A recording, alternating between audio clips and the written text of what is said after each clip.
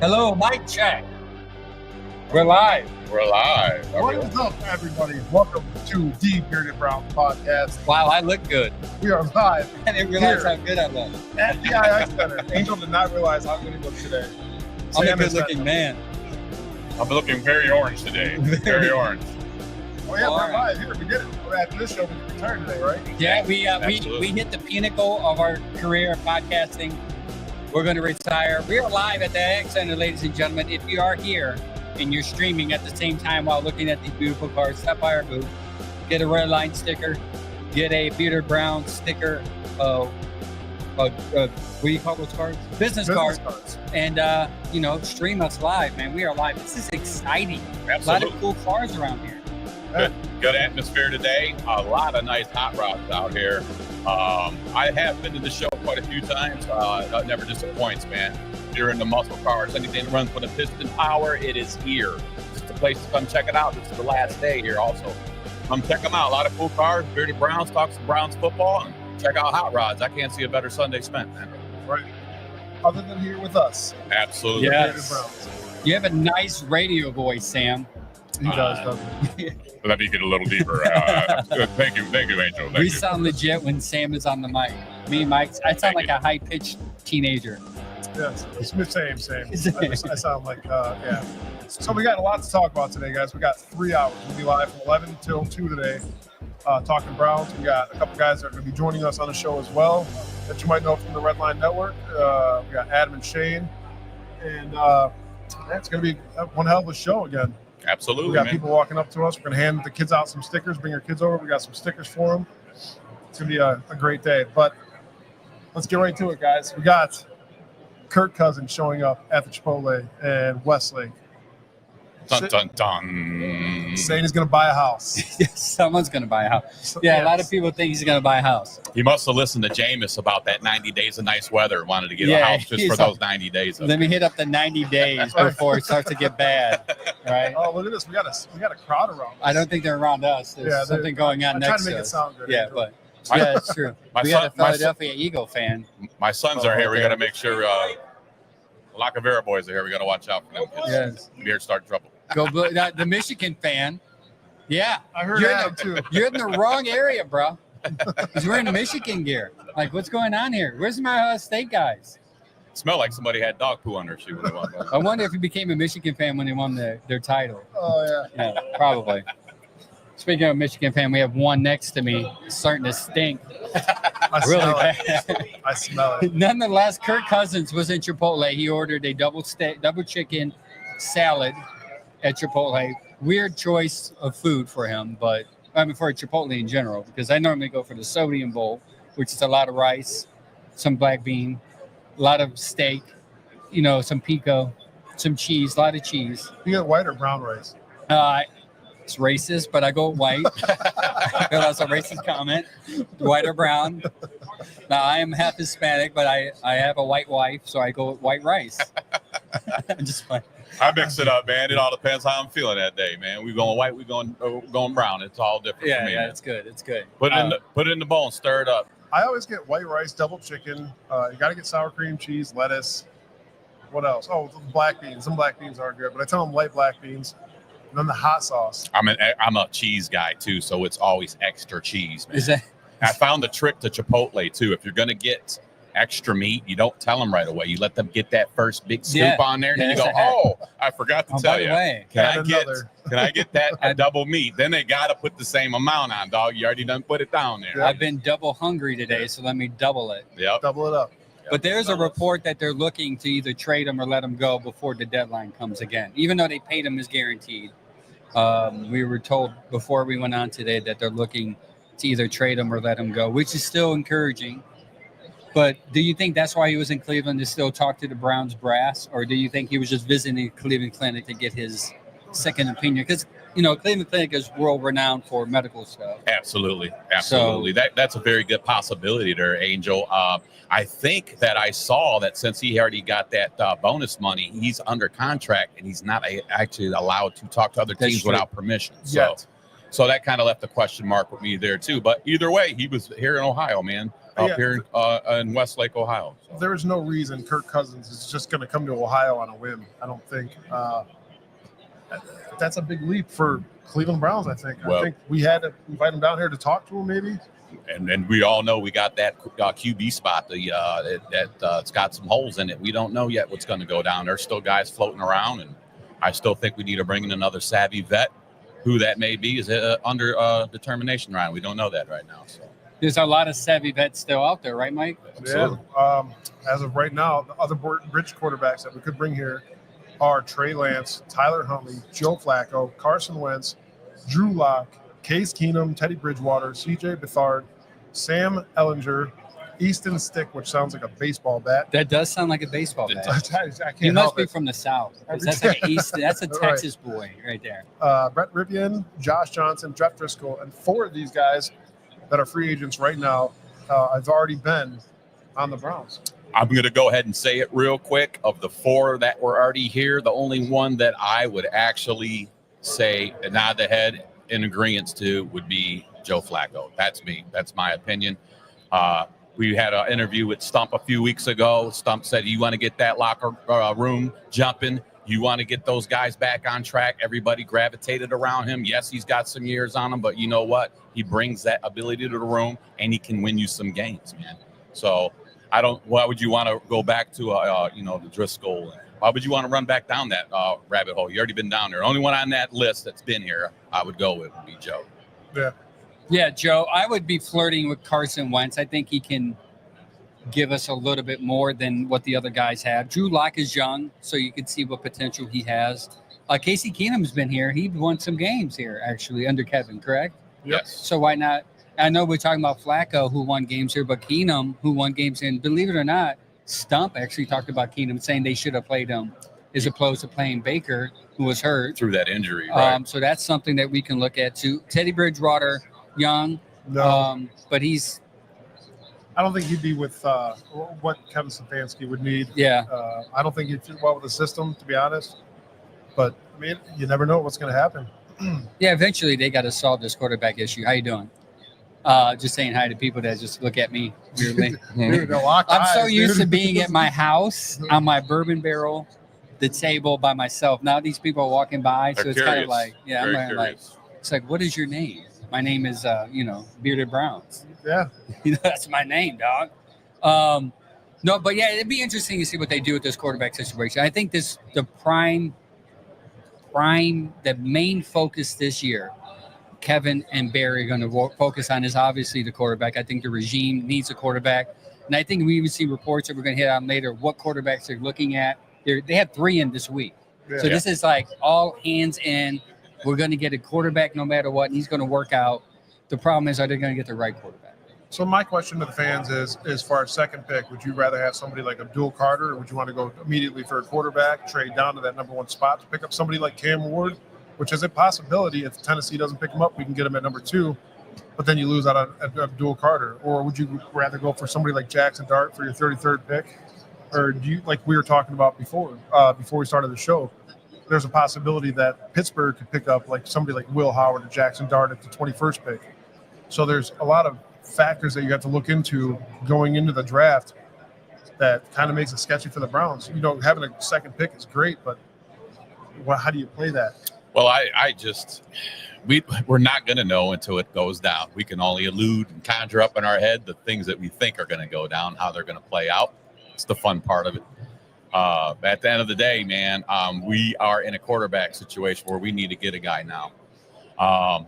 But I like looking at Abdul at that. If you can get him, I mean, defense wins championships. That is proven. You can get a quarterback down the line, but so if they were to go with that at their first pick, I'm okay with that. And if they go ahead and they pull a quarterback, I'm okay with that. But I think that the Abdul adding him here will definitely bring that Browns defense up to where we can be back at a number one defense where we were at a couple years ago. I mean, we were killing it.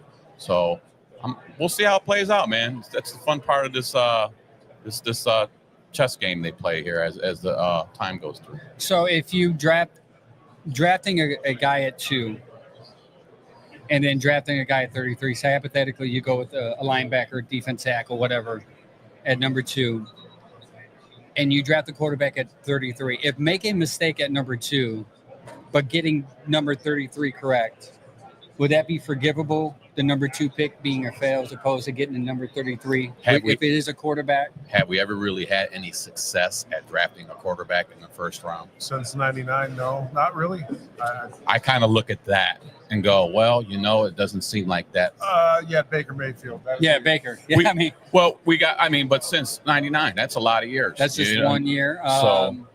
And they haven't had many chances at drafting. The last time they drafted number 1, they picked Miles. He turned out well. Absolutely. Baker was number 1. Number one. He's actually should have panned out pretty well. There wasn't so much drama surrounded around him at the time. So I think one thing I do think is this organization showed the last 2 picks they can pick the right guy at number 1 at high, right? So I think that we need to maybe trust that they're going to pick the right guy at number 2. The question I wonder is, like, I know we have this Abdul Carter, Shedeur Sanders, or Cam Ward at number 2, but what if it's Jackson Dart? I'm okay with Jackson Dart. I'm okay with Jackson Dart, man. At number 2. Like, the argument is like, oh, you can't do Dart that high, but why not? And if he's your guy, why not get him at 2 as opposed to hoping that he falls to 33? Go look at the numbers, man. When you sent me some of that stuff, Angel, a couple of days ago, you look at them top 5 guys there. We're going to talk about the top 5 guys in a little bit. Yeah, and it's not all who they're always saying it's going to be. There's other guys in that mix, man, that I think can do just as well here in the NFL. Especially thinking about it, guys at the 33rd pick in the NFL draft this year, there are going to be numerous players left still at that point that we want. It could be another running back. We don't know as of right now, unfortunately.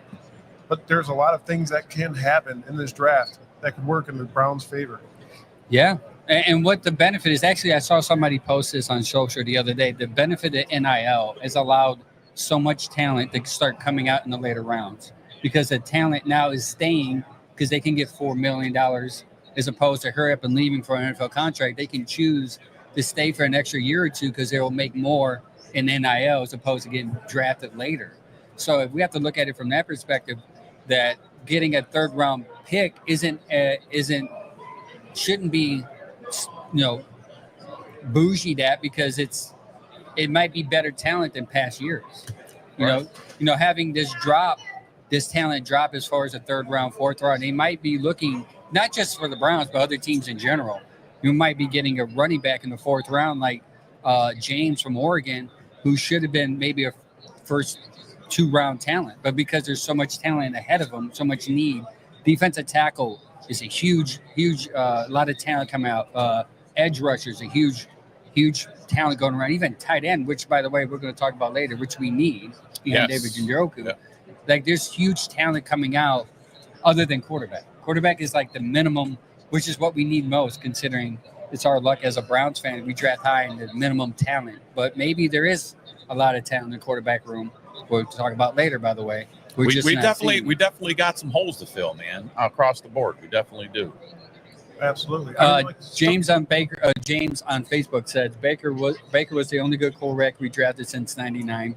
Tim Couch, I'll give Tim Couch a pass because I believe he was just thrown into the Wolves, which is true because he had a horrible offensive line. If we would have built a team around him, I think Tim Couch probably would have been way better than what he was. The stadium was thrown together that year. The team was thrown together that year. Yeah, he didn't get a fair shake here in Cleveland, Tim. And in my eyes, he did. So we'll see what they do with that quarterback position, that needed, desperate quarterback situation that we seem to do every year, man. It's since I felt good with Baker because it's like we didn't need to talk about that for a couple of years, right? Like Baker's good. The only thing is like, is he good enough? Was a big talk, but we'll move on from that. No, what happened was we got a taste of winning. We thought we could do better. Yes. And we moved along. Which goes back to the coach point. Like, you're winning with Kevin, and Pittsburgh fans can relate to this. Like, they're winning with Mike Tomlin, but they think they can do better, right?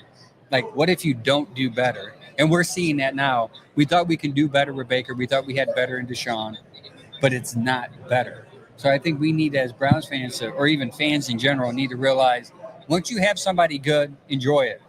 I think it's kind of funny because, like, Dave here, the guy that runs Redline, is actually a Pittsburgh fan, and he hates Tomlin. Right. Yeah. Hates him. A lot.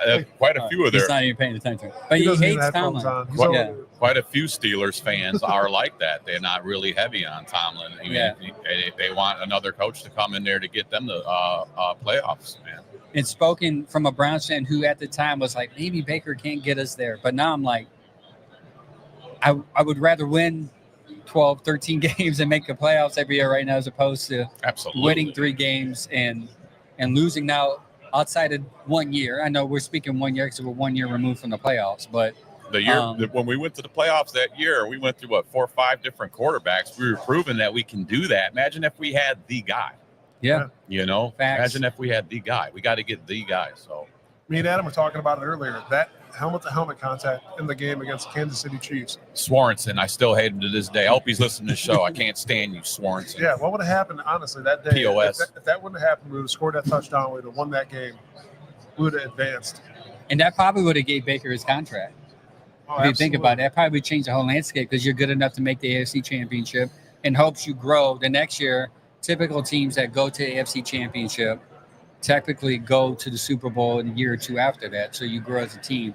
But because of that hit, ruined the fate of the Browns' history. Because after that, we made a horrible decision in shooting our shot at a quarterback that has only played 9 games. It was a morale killer. It was a huge morale killer. That just letting go of Baker and then bringing Deshaun Watson in. I know Sam hates that word, Deshaun Watson.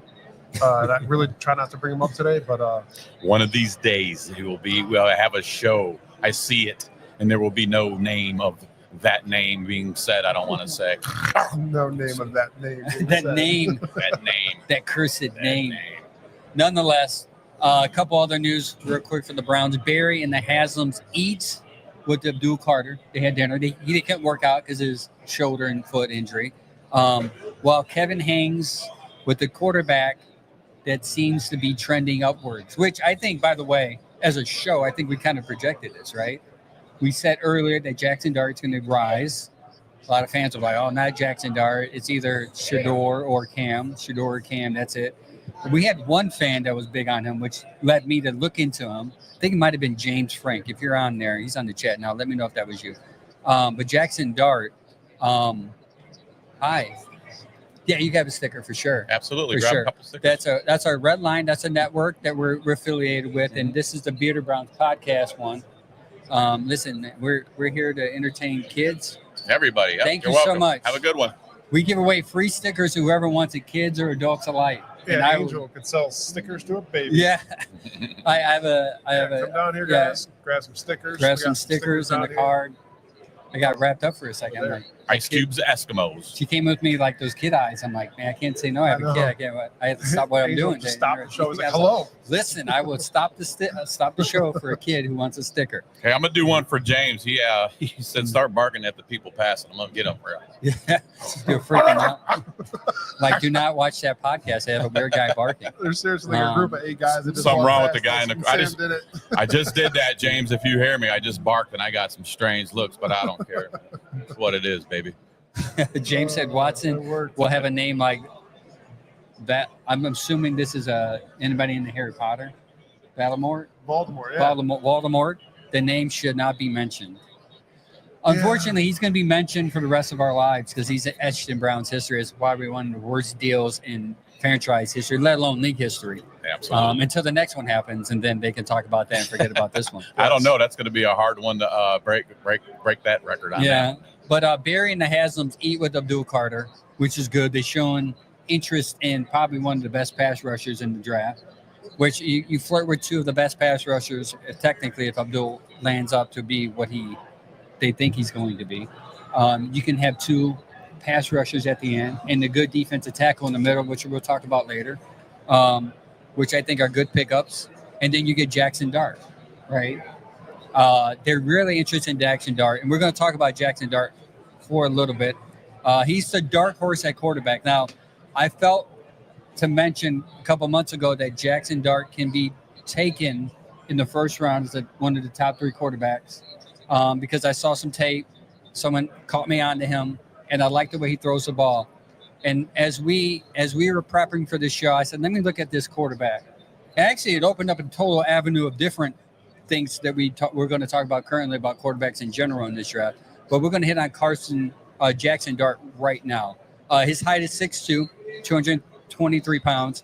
In 13 games in 2024, he had 69.3 completion percentage, 4,279 yards passing, 29 touchdowns, and what I like best on this is 6 interceptions. Yeah, that's very low, man. I Yes. mean, for all unpasses, that's just the math proof. The proof's in the pudding on that one. If you're a Kevin fan like I am, you know one thing he likes is what, Mike? A quarterback. That does. I think that's every. I think that's every I'm NFL gonna be team. honest. I mean, Yeah, he likes quarterback, and he likes a quarterback that takes care of the ball. And you said, we talked earlier, Angel, you said that he was averaging with 10 yards a throw. Yes, he So what's- averages like you said, 10 what's- yards a throw. That's a first down. That's a guys. first down. I don't know if you guys watch football, but every 10 yards we get a first That's down. a first down. first down. So when he throws the ball, he likes to throw it 10 yards and above. Okay, so that's a good thing.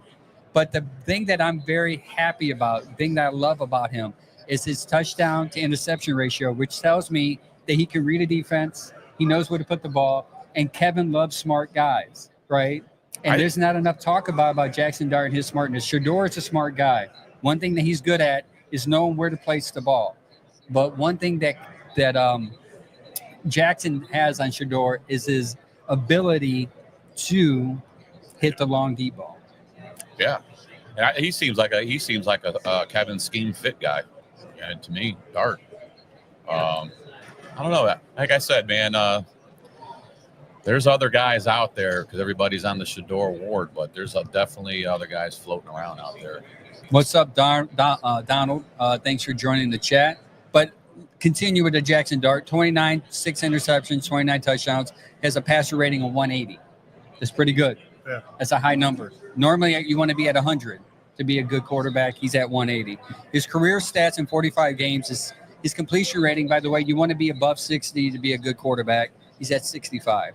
He's got 11,970 yards passing, 81 touchdowns, and 27 interceptions in 45 games.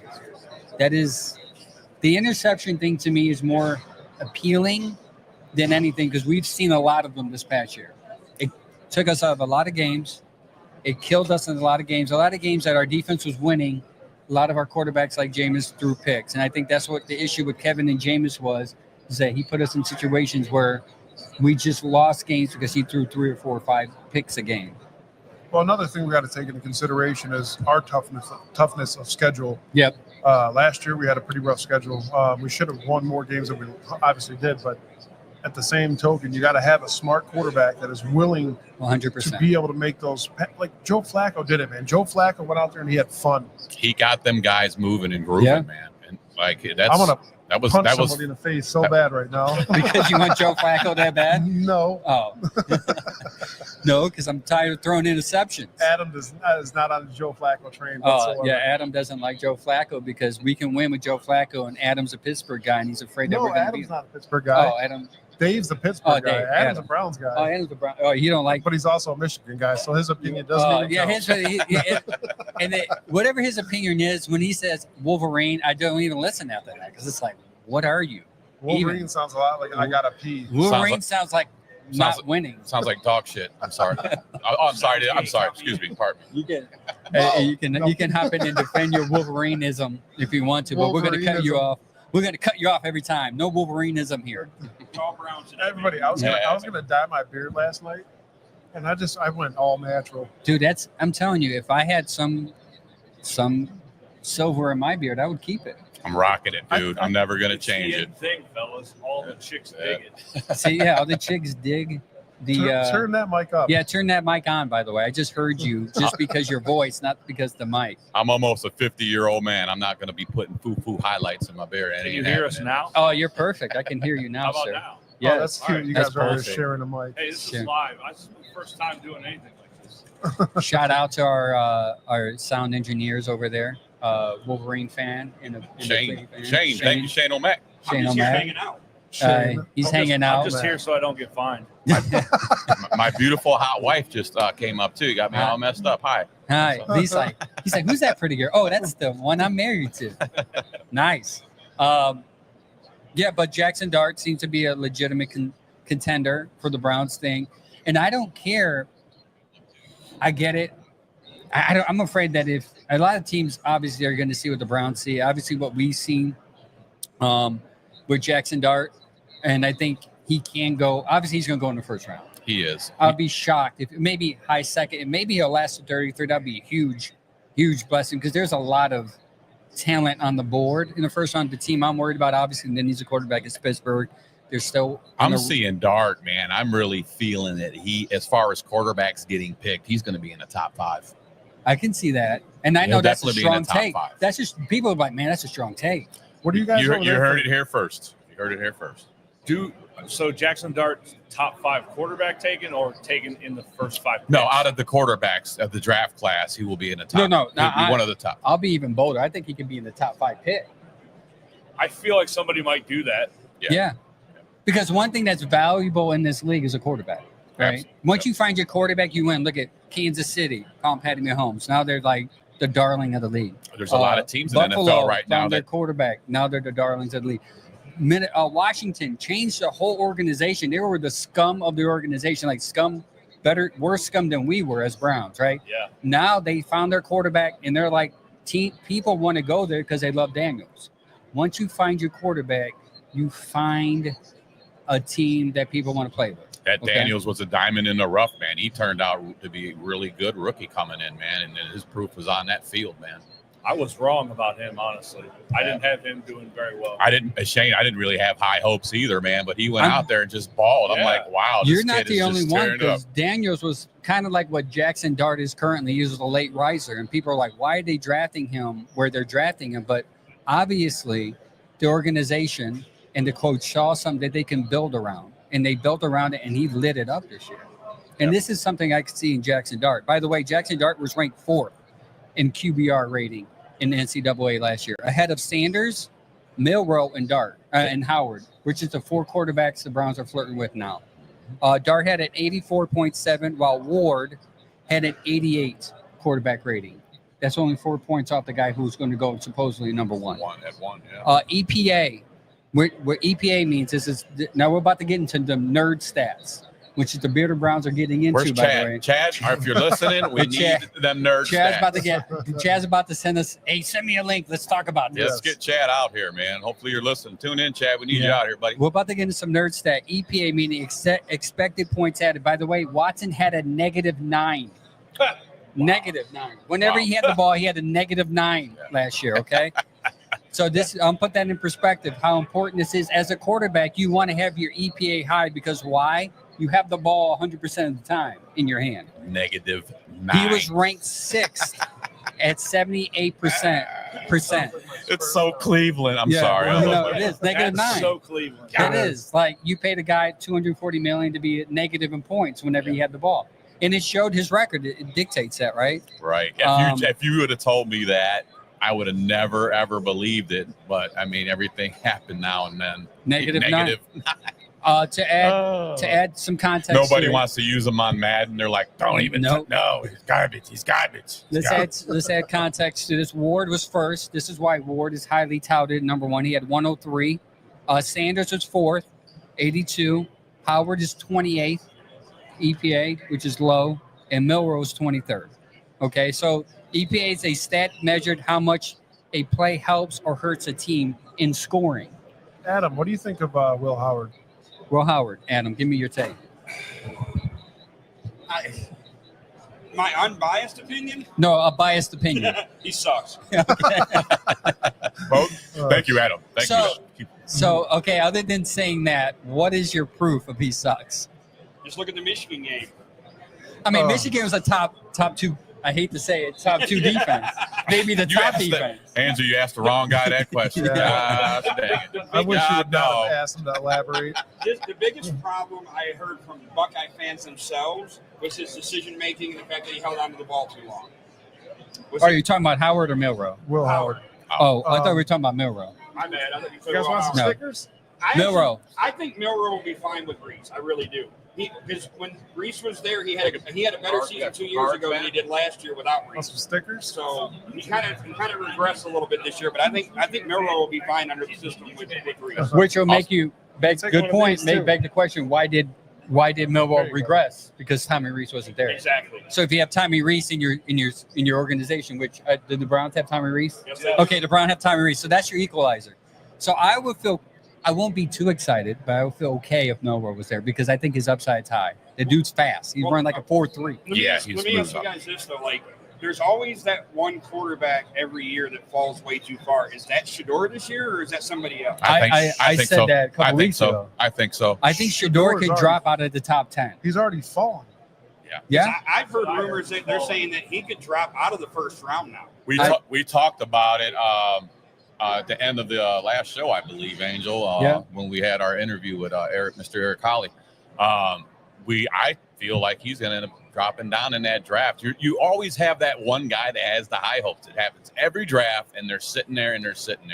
And you could kind of start seeing their eyes start filling up with water. I'm like, oh, it didn't go the way it wanted, did it? All right, well let me say this: if he does fall, for the love of God, Andrew Berry and them better not draft him at 22 because we have not had a good track record at drafting quarterbacks at the 22nd pick. Well, you have to We worry have- about that Pittsburgh will get him at 21. We haven't Yeah. ever had any good drafting of quarterbacks except Baker. So it's I do been think tough, man. I do think this might be a different year because I think the options at quarterback, as we're about to see here, are more broad than what people may think. Because stats are truth to me. I'm a stat guy. Stat is telling. Now Howard did hold the ball too long, but here's the deal: Howard at Kansas State didn't have enough talent as he did Ohio State. When he was in Ohio State, he shined because his talent was better. If you put talent around Howard, is he going to excel? Yeah. Typically, believe a so. I quarterback believe so. should excel, right? Typically. Well, which Will Howard are you going to get? The regular season? Oh, you're going to Will get the Howard? Ohio State Will Howard because I'm an Ohio State fan. Well, no. I'm saying which Will Howard are you going to get? The regular season or the one that? Oh, showed up in the- preseason or for the sure. playoffs? I blame the regular season on the coaching staff that didn't open him up. Okay, and that's it because he was a different animal. Yeah, because they didn't trust in him. They didn't trust him because he did have a couple games where he was kind of sketchy. He threw a pick in the first drive, so you're kind of like waiting back and seeing what he does, right? We could point out the couple negatives that Will Howard does have is putting the football in harm's way with turnover-worthy plays. We've watched it happen where he gets somewhat careless. That you can't do that in the NFL. But when we call that a gunslinger today, like we praise people for taking Brett Favre, Baker Mayfield was the same guy. Like he's a gunslinger. He's going to throw the ball. If Will Howard is a gunslinger, is willing to put ball into play to make a play, shouldn't that also be praised? I'm trying to be positive here. yes, but there's because more. I'm an I mean, Ohio State fan. his lower body mechanics lack consistency on dropbacks. Okay. He can get a little heel clicky when climbing into the pocket. Okay. It seems like he gets nervous in the pocket, and Okay. While he's not the guy to elude the pocket, he could still make plays happen out of the pocket. But you have to get rid of the ball, like Adam said. Holding on to the ball too long is an issue. With our offensive line, it's a possibility that you have the chance to do that, but not often. What's his INT stats? Do we have that? That's something that I didn't see. We can look it up. I'm just curious because you could gunsling, but if you're throwing it to the wrong side a lot, that's a problem already. We know how that goes down. That's why I was just curious. I don't Right. know what his interception rate is. While he had less than an ideal performance at the combine this year, we all know that he made a pro day, crucial one for the fifth-year senior. His stats will speak volumes, and the CFP title lifting campaign. You hear that, Adam? The What? CFP title National lifting title campaign champions. for the Buckeyes. Howard completed 73.1% of his passes for 4,010 yards, 35 touchdowns, and 10 interceptions. While not the quickest, he also ran for 226 yards and even 7 touchdowns on the ground. So that's not huge. It's not god awful. But I don't want a guy that's going to be pushing himself out of the pocket. Like, So I have a take on Howard. I want to know what you guys' opinion is. Howard didn't have a lot of development at Kansas State, and it showed that once he had better coaches around him to develop him, Ohio State, he improved. Do you think if he is a Brown, and I trust in Kevin's development as a quarterback because we saw that he made other quarterbacks look good, do you think Kevin can develop him to be even better? He can work on his foot issues here. He can work on the ability to make the right read or get the ball out of his hands quicker. And not just here, but any NFL team that produces a good quarterback, you can work that out of him. Right. So if that's your only worry is that, well, his foot issue, he dances a lot and he holds onto the ball, then I'm not too concerned because I think if you're good enough, if you're smart enough, and you work on that hard enough, he's going to be pretty solid. Well, here's the one thing I will say in his defense, and it's kind of a positive for Will Howard. He fits the AFC North Yes. with his size because we need that big body quarterback because we haven't had one other. I mean, Flacco was probably the last one, obviously. But, I mean, if we're going to draft one, you need to draft a big, like Roethlisberger-style quarterback for this division. Absolutely. Yeah, he's 6'4", 237 AFC North is a hard knock conference up here. Yeah, definitely need a big-bodied quarterback. I think Sam said it best. He's a poor man, Josh Allen, right now, at least. Right? Yeah. He's got the Josh Allen type of Yeah. I like that. mobility. His Yep. body type is Josh Allen. Yep. Now, Yeah. mind you, Josh Allen wasn't Josh Allen when he came in the league. No. He came from a division, 4, 3, a lower division, and he developed. And his big knock was he throws too much interception. He runs too much. And eventually the Buffalo Bills developed him. They got rid of Ken Dorsey, which I don't know why we even grabbed him last year, but that's besides the point. Really quick, I want to touch on Angel too, and Mike is we talk about this development and Kevin being able to get these guys and develop a quarterback. But what we are lacking here is a quarterback coach. I think that Tommy plays. Reese. That's going to play a big part getting guys. No, we got one, didn't we? We got one this year. Yeah, we ended up getting but, one. but I'm saying following years, we've never Yeah, had that for in the sure. room. So Since hopefully, Baker, I actually. mean, that's Baker's a the crucial last one. part, man. You got to have that coach there. It's just like having a running back. Well, coach. because when you got Watson, he brought his own guys. okay. He's like, I don't need That your guys. Quincy guy. Yeah, I got my own guy. Yeah, Quincy Watson guy, was like, not I ain't my going to do shit there too long but collect money. So Yeah. just Quarterback coach, what? I'm my own quarterback coach. Bring I'm- back Freddie Kitchens. No, Oh, please do not bring back Freddie Kitchens. Freddie gets him. Yeah, back, Dart seemed good. We like Howard, right? Who's the quarterback in your guys' mind that's not on anybody's radar really? Oh, good question. That would probably surprise people. I'm going to answer that question because we had that written down. I think I have an idea who you're going to say. We're going to say, can I say it, or Mike? You want to break it? you Go could. ahead. I got one. Kyle McCord. Yep. Really? Kyle McCord, and I'm going to tell you why. Not just because of the Ohio Because State as I thing. was looking up Dart information, as I was looking up Shador information, I found a guy that was that's just hanging around in the top 5 in many stats that no one is talking about. Right. Former Ohio State guy, no one liked here because he was not a big game quarterback. Maybe because he wasn't young enough. He was just didn't get caught up in the moment, right? Maybe we should have Right. groomed him a little bit. Kyle McCord, under pressure, he has a 73% passer rating, which isn't great, but isn't bad. Deep ball passing, which is important in the NFL, right? You want to make big plays?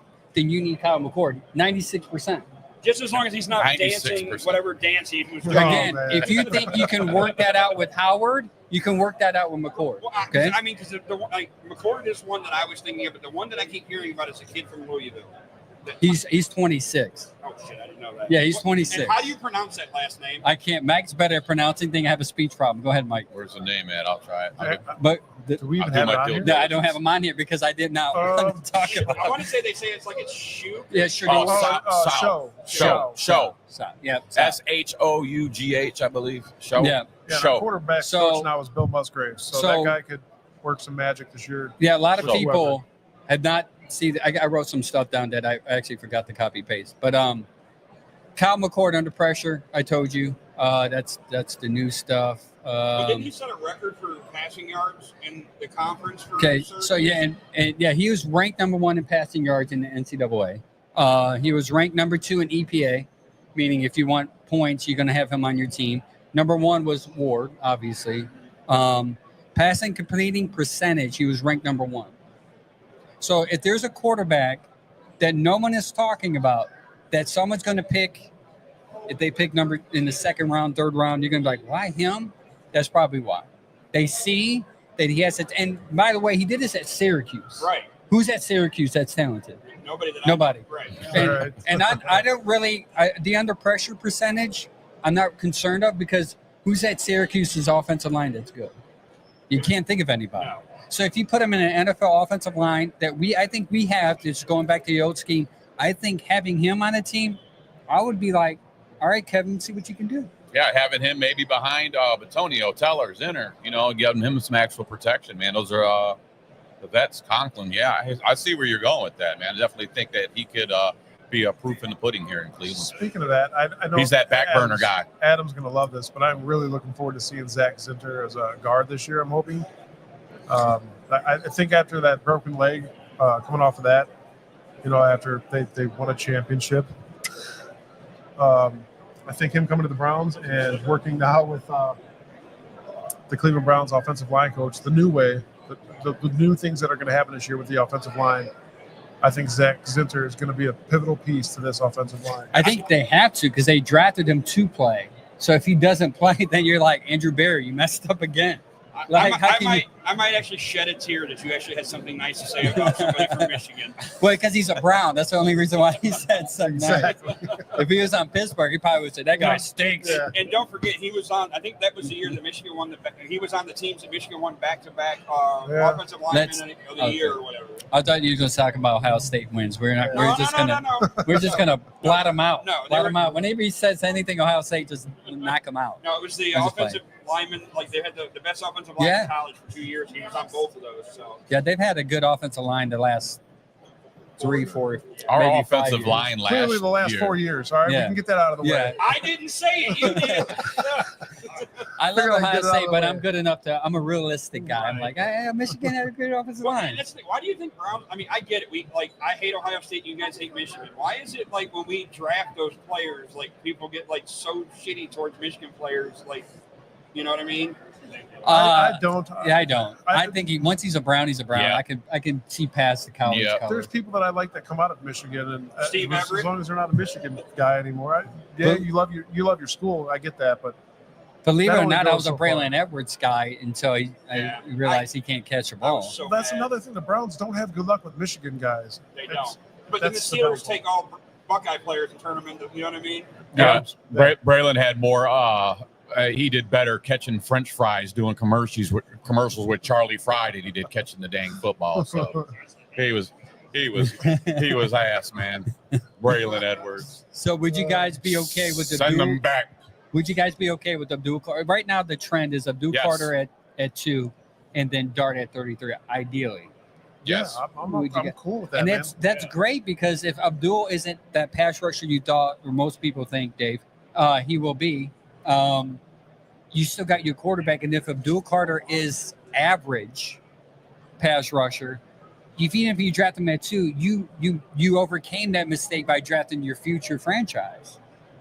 Yeah, I think that's important to understand. Like, if they get 2, I think pick number 33 is as important as pick number 2.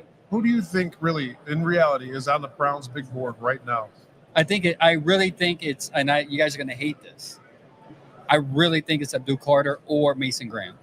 I think it's going to be Abdul. I think some of that. I think Abdul, then Mason Graham won. I actually think Mason when Graham, they. I'm a big Mason Graham guy, even though he's from Michigan. He's the best defensive tackle in this draft. Every time we say Michigan, we I mean, look he's over at got Adam. 6 sacks.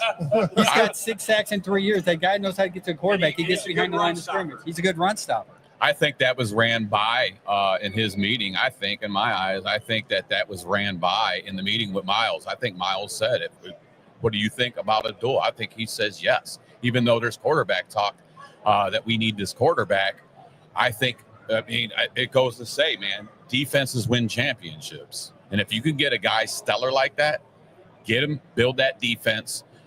You're going to be playing with this quarterback stuff going on. We're not going to be a crazy team next year. We're still trying to find that identity in our quarterback. But get that defense, and you can build on this quarterback stuff coming up. What was that quote you had earlier from that fine gentleman? His name is Paul Bear Bryant. He was a coach in multiple He was a pretty good coach. multiple college teams, and he's the one that coined offense sells tickets, defense wins championships. That's where that came from. What a great coach he was. So like I say, man, that is a thing too. I think if you can pick that top player on your defense, you can get him and you can draft a quarterback later down the road. And like I say, I still see us signing another veteran quarterback before this draft. And then you get a quarterback down the line there. I think you go after that top guy. You have to be realistic when it comes to that. You never always bringing in a guy from the draft. Normally, you wouldn't start that first season like J.J. McCarthy. Unfortunately, due to injury, he was supposed to start, but wound up losing out on the job and getting injured. It's unfortunate. Which worked out for Minnesota because they signed Sam Darnold and he ended up tearing up the league. Right, but you got to think of the Browns standpoint where you bring in a fresh guy, it's probably not going to work the first year. So you bring in that bridge guy that could possibly show that young man how to play football, how the NFL works. Get him in there for certain situations, maybe let him get his feet wet. But I don't want to see a guy literally start this year without having a bridge. You're talking quarterback. Yeah, Yes. quarterback. Right. Okay. Young quarterback. Abdul, I could see Abdul being plugged in he's right been away. plugged in, I'm talking to quarterback. Only, Yeah, absolutely. And I'm with you, Mike, on that because they rush these guys out like fast food anymore. They don't get no time to get any of that sought after extra sensei stuff from these veteran quarterbacks. Yeah. I think they're pushed out there prematurely, and you get the bad results that you get from some of these guys because they're being rushed so fast into the pace of the game. And I think the numbers are there that if a quarterback is set behind another veteran, he turns out to be good. Jordan Love comes to mind right away. Patrick Mahomes. He sat behind, 10, 11, 12 games, but still came in ready because he almost had almost a year under his belt before he got to know the system for 13, 14 weeks in the offseason before he came in, so he was comfortable. So I think the Browns absolutely need to have a veteran that's going to come on, even if it's 6 games. That's 6 more weeks if you want to count the preseason, 8, 9 more weeks. Who is ready for the preseason to just be gone?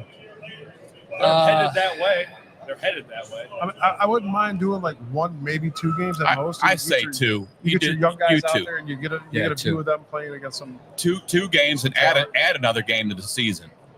I think they're going to do a lot more in what they call those scrimmages, one-on-one scrimmages, where they do Right, where you bring in a team. And bring in a team. Oh, Right? practice. Because the Browns already have 2 of those lined up this year with Philly and I think Minnesota, actually. I want to see more football through the year. So I think we used to be at, 4 preseason games. Now you're at 3. Take it to 2, add another game on the season. Let's watch these guys make their money and have the football season a little bit longer going into the Let's winter. watch them get injured a little bit sooner. Hey, man, you want to play? They're going to be doing 2 bye weeks at that point. They're going to have to, right? Yeah. They're going to have to do 2 bye weeks, separate the I want to league. see more football. Yeah. More time to rest and keep guys fresh. That was another. I'm a gladiator guy. If you're not entertained, leave the building. Get out of here. It's the wrong That's sport to another watch. crazy thing, guys. Is our 2024, or 23, our bye week was like week 4. Right. This week we had it at week 10, or this year we had it at week 10, and it didn't help us at all. Let's go back to week 4, I guess. 6 or 7's good. I think 6 or 7's great, right in the middle of the season almost. Yeah. And just get a good rest in, man. But I don't think that's going to happen. I think we're going to get another bogus bye week this year. It's like they had to switch it up every other year or something. Yeah, that's the thing. Like, if you're playing 19 games, and those teams that get like the week 11 bye week, dude, they're going to be done. Well, don't forget, too, we have the London game this year. Yeah, London, too. They're going to be traveling. That's who's going to get up early for that game? Where was the game at this year that was like I don't even want to go with that. I don't think you should be playing over there. That's stupid. Why not? Brazil I don't game. like it. You got to It was like- expand the Just game. don't like 7 it. in the morning. Just don't like so it. much gang activity in Brazil. They You got to can, expand they the can game. keep their football, and we'll keep our football. It's football. Football. Football. Either way, I It's think it's good for the FUTBOL. game. I just don't like it. Like, I don't know how that work out for a season ticket holder. You're a season ticket holder, and the Browns are playing the game in London. Are you Go to missing London, out on, bro. Are you missing out on a No, game? you fly to London. No. Take the You 16-hour plane line to Listen. London. If you got money to afford season tickets, you're going to. Yeah, you're going to your ass is London. going to London. Not You're a big going to fan. London. Not a big fan. Visit the Eiffel Tower. Not a I big want fan. to Make a eat trip out of it. Not a big fan. Just go with your Well, you wife. Be Didn't the romantic. Jags play like 3 Where weeks you over need- there? What was that? The The Jags. Jags play like 3 weeks over I there. think Yeah. the Jag do. I think they want to move Why is them it over always the Jags? Well, because They- they I take think the their Jags owners- owner yeah. owns the soccer team over Yeah, there. he's from that area. But I think what you need to do, Sam, is surprise your wife with a trip to London. Make it romantic, but say, "Psych, we're going to Brown." She actually would like that. She said, "Ooh, we're going to a Browns game. Let's go." You see? like, wait a minute, this is Wolfie's parking lot. You lied to me. I should do that to my wife. My wife would be upset. I'm like, "We're going to London. We're going to visit You Paris." That's the then quickest trip ever, babe. We're 5 minutes down the road. Let's get The last day cheap. of the trip, I'm like, "Wife, we're going to a Browns game No, versus the see, Jaguars." You do it smart. She'll be You're telling, pissed. you're, telling her, What? you're taking her to Paris, but when you get up on the Eiffel Tower, there's a big screen, and that's where you have a The whole Browns spread playing. laid out. Sorry, for the honey. Browns game. This is how we're ending the trip. I'm not proposing again. We're watching the Browns game. Sorry. Yeah. No one's getting a ring today. Nonetheless, the Browns. That it'll be interesting to see what they do with the schedule once they break down the preseason games. They add another preseason. Bye weeks. I think the NFLPA, the Players Association, will be like, listen, we can't play 20 games without another bye week. We're getting hurt out here. I was going to touch on a comment, but I can wait. I'll ask you guys. It's James with a Chubb comment. We want to wait on that or come back to it? No, He's- but it's in our notes. Is here. it in notes? Yeah, we're gonna get to that okay. here shortly. Yeah, we're going to get to that shortly, James. We're watching you. Next topic of conversation. Miles seems to have a change of message. For those that have been following Miles' saga, he went from "I want to trade because we don't have a quarterback" to now he is saying recently on 850 ESPN with Nathan Segura, his comments were, any team that's going to go far needs a quarterback and one that is young. That's a change. He went from like, we need somebody to win now to we need a young quarterback, someone that can learn and willing to be patient with the process. Miles got paid, now he's willing to be patient. Another change. Interesting. Yeah, there's going to be some bumps in the road. He's now understanding. Okay? Yes. He wanted to win a championship in 2 days. Now he's going to be patient. He said, get Abdul and I'll wait on a Yeah. quarterback. It's going to be some learning pains. Again, he's being patient. But us as a team has to be able to be a landing pad for him to be us as a team has to be able to be a landing pad for him to fall back on. And knowing being able on the defense side to help him out whenever things go wrong. So Miles went from I'm tired of doing it all to listen, I'm willing to do it all. Did they hypnotize his ass? Yeah, right. No, I think that's a tell in our line of work. That's a tell of telling us we're drafting a quarterback, and I'm going to have to be okay with it because he's going to be young, but it's a quarterback I'm okay with. What's your take on my So Miles interpretation thinks of we are that? getting somebody. He knows. He knows a lot more that he's trying to give you the little breadcrumbs to throw out there, but it's hard to pick them up. Right. Is what he's trying to give us. They sat in confidence, man, and that's you got to go Scout's honor on that. You just can't go ahead and start blurting out the things you know. I mean, because it's a business. People catch on. It could change Yeah, a but lot of things. But this is the time of year you throw out those smoke screens and you mention somebody else's name, so you think all your attention's that way, and then it's really distracting them. So you can, kind of like Yeah. politics. Yeah, I Yeah, can. that'd be I great. see what you're saying. Anybody got Miles Garrett's phone number? Send it to me. I got a couple questions for that guy. my first question is what changed from wanting to win a Super Bowl to being patient would be my first topic. I don't want. I hate to sit here and say Money. it's the dollar signs, It's but got to be. Guys. Money. It has to be. It has to be. if you threw, They made the money right. He says, you know what? That sounds great, but I still want to be a champ. We will. Got to be patient, though. And he said, okay, well, you show me what you're going to put down. They had to sit down. They had to talk, and they're going to build that. That's what's going to happen. He knows and they know, and then the money helped. And money helps. Money loves to cure all illness, right? I'll be honest with you. If my business was like, hey, we're going to offer you this much money to be happy, I'll fake it. Right. Right. I'll fake it. I'm like, sure, I love this company.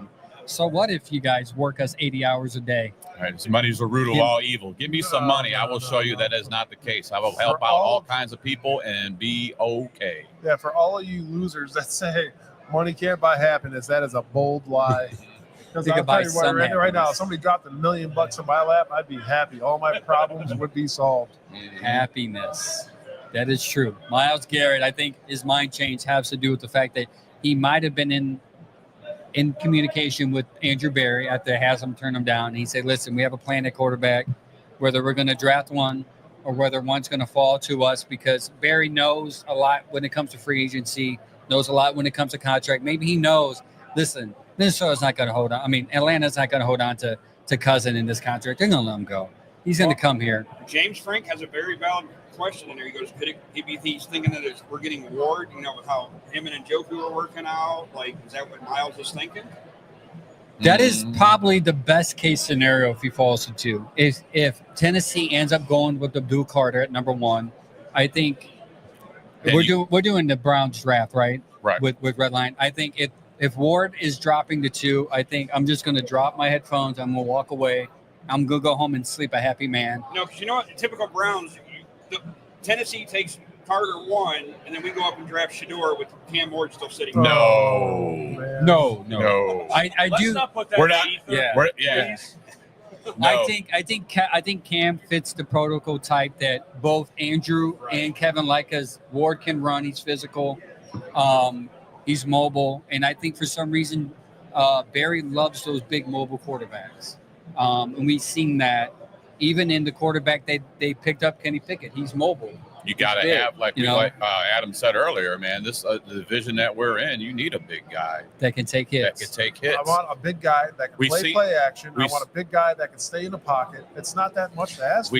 We've seen what happens with the DTRs. Yeah, and Okay. Shador is all that, but the only issue with Shador is he doesn't have size. He's just he's a little bigger than me, which I'm not a big guy. I'm very small. Unfortunately, I'm big for no reason. I just like to eat food, and I'm tall. I seen a quick funny real quick. It was Dion. He was with his other son.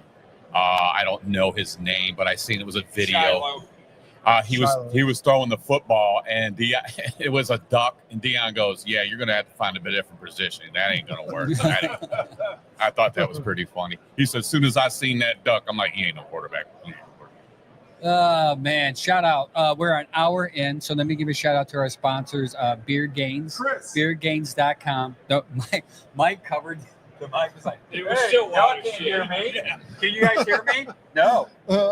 I'm going to censor myself. Right. Like, this guy's the smartest tech guy I know, and he covered the mic. Not like Love 'em. It didn't work. But beardgains.com, go to beardgains.com, use Bearded Browns at checkout, save 10%. Listen, Beard Gains does all the things you need to help your beard grow healthy and strong. Since I've been using it, my wife is like, man, your beard is growing in fuller, longer. I said, well, part of that is because I don't cut it anymore. And second of all, I have a beard sponsorship affiliate that I need to use, and I'm rubbing beard. I had a friend over the other day because we just had a kid Did 5 you let days him old. rub the beard oil No, it in? was a female, but Oh, I did not let her because my wife would kill me. She's coming off her labor. Go Browns, Go baby! Browns. Yeah. You're the first one that said Get him go a sticker. Browns. Hey, look, get your sticker over here, man.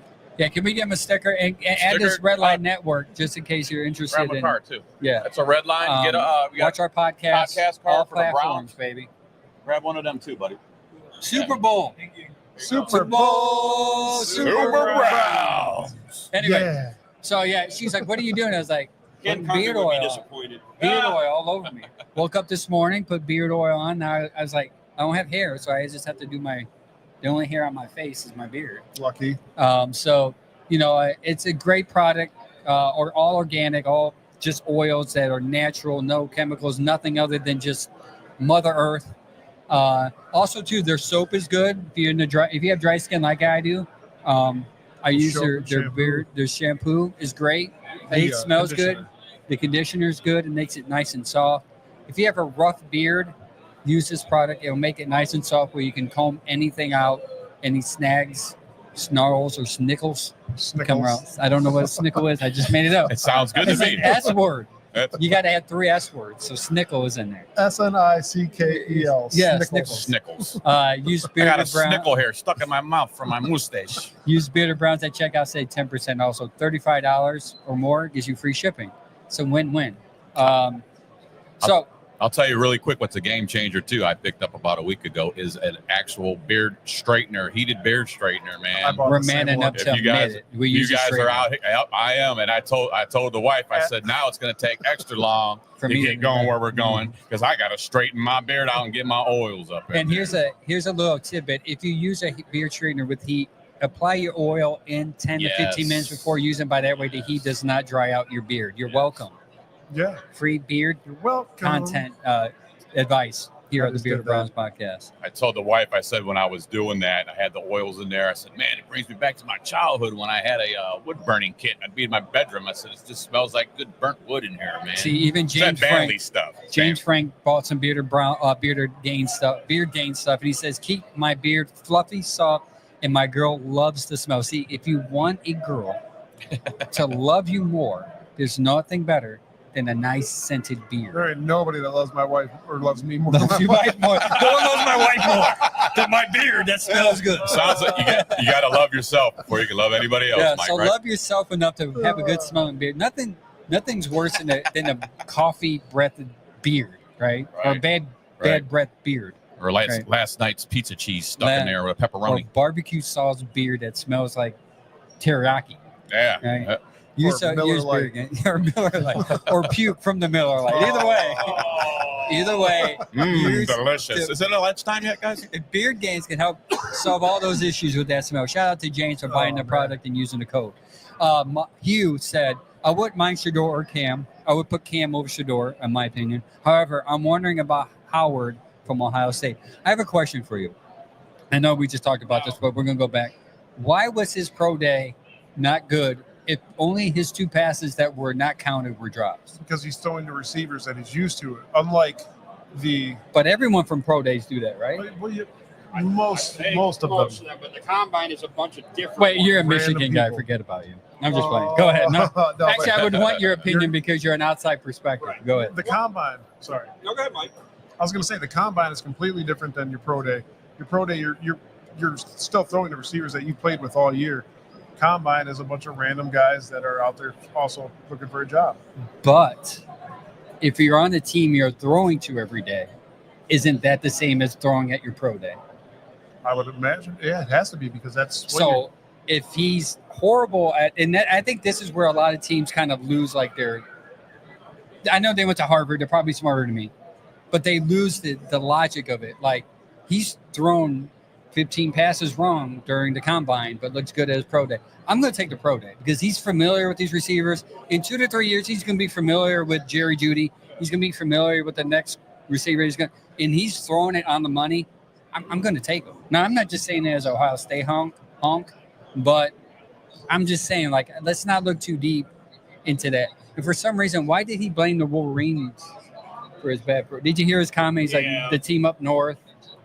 I think, to me, I didn't think he needed to say that. Like, dude, all right, they're in your head now. Like, Right. Like, I know that you lost, but you got the natty. Right. Be happy with that. Yeah, that's already water under a bridge, man. Yeah. You should be already beyond that. But I agree. I'm interested in Howard, and I like Dart. I take Dart over Howard, but it's just me. Here's the funny thing is, if this was last year's draft, we're talking Quinn Ewers too. Like, what happened to that dude? Yeah. He like done fell off the face of the earth. Well, he went to the SEC. Yeah. Well, I mean, That'll and think do about, it. That will That's do all he it. did. and think about. I mean, he got Texas to the playoffs 2 years That's in a true. row. That's but true. Like He they lost against Ohio State, who ended up winning the championship. right, and then last year they lost to He's Washington. actually one play away from winning, which is his fault, but that's Well, nonetheless. and that's the thing. Think about it. The last 2 years, even against Washington, he Yeah. had a chance, a game-winning drive to win it, and he choked. Yeah, I don't understand that either. If he would have came out last year, he would have went higher than when he Right. was. Yeah, I agree with that. The same goes for Kyle McCord, man. I mean, you just rolled out, and then look what happens. And he's a better quarterback in Syracuse with less talent. Yeah. As opposed to in Ohio State. Maybe he had that chip on his shoulder thinking, well, they gave up on me. Now I have to prove myself, which is encouraging. What so do we say to the people that say Syracuse didn't play anybody? who did? Oh, yeah, they That- didn't. That's a Did they? fact.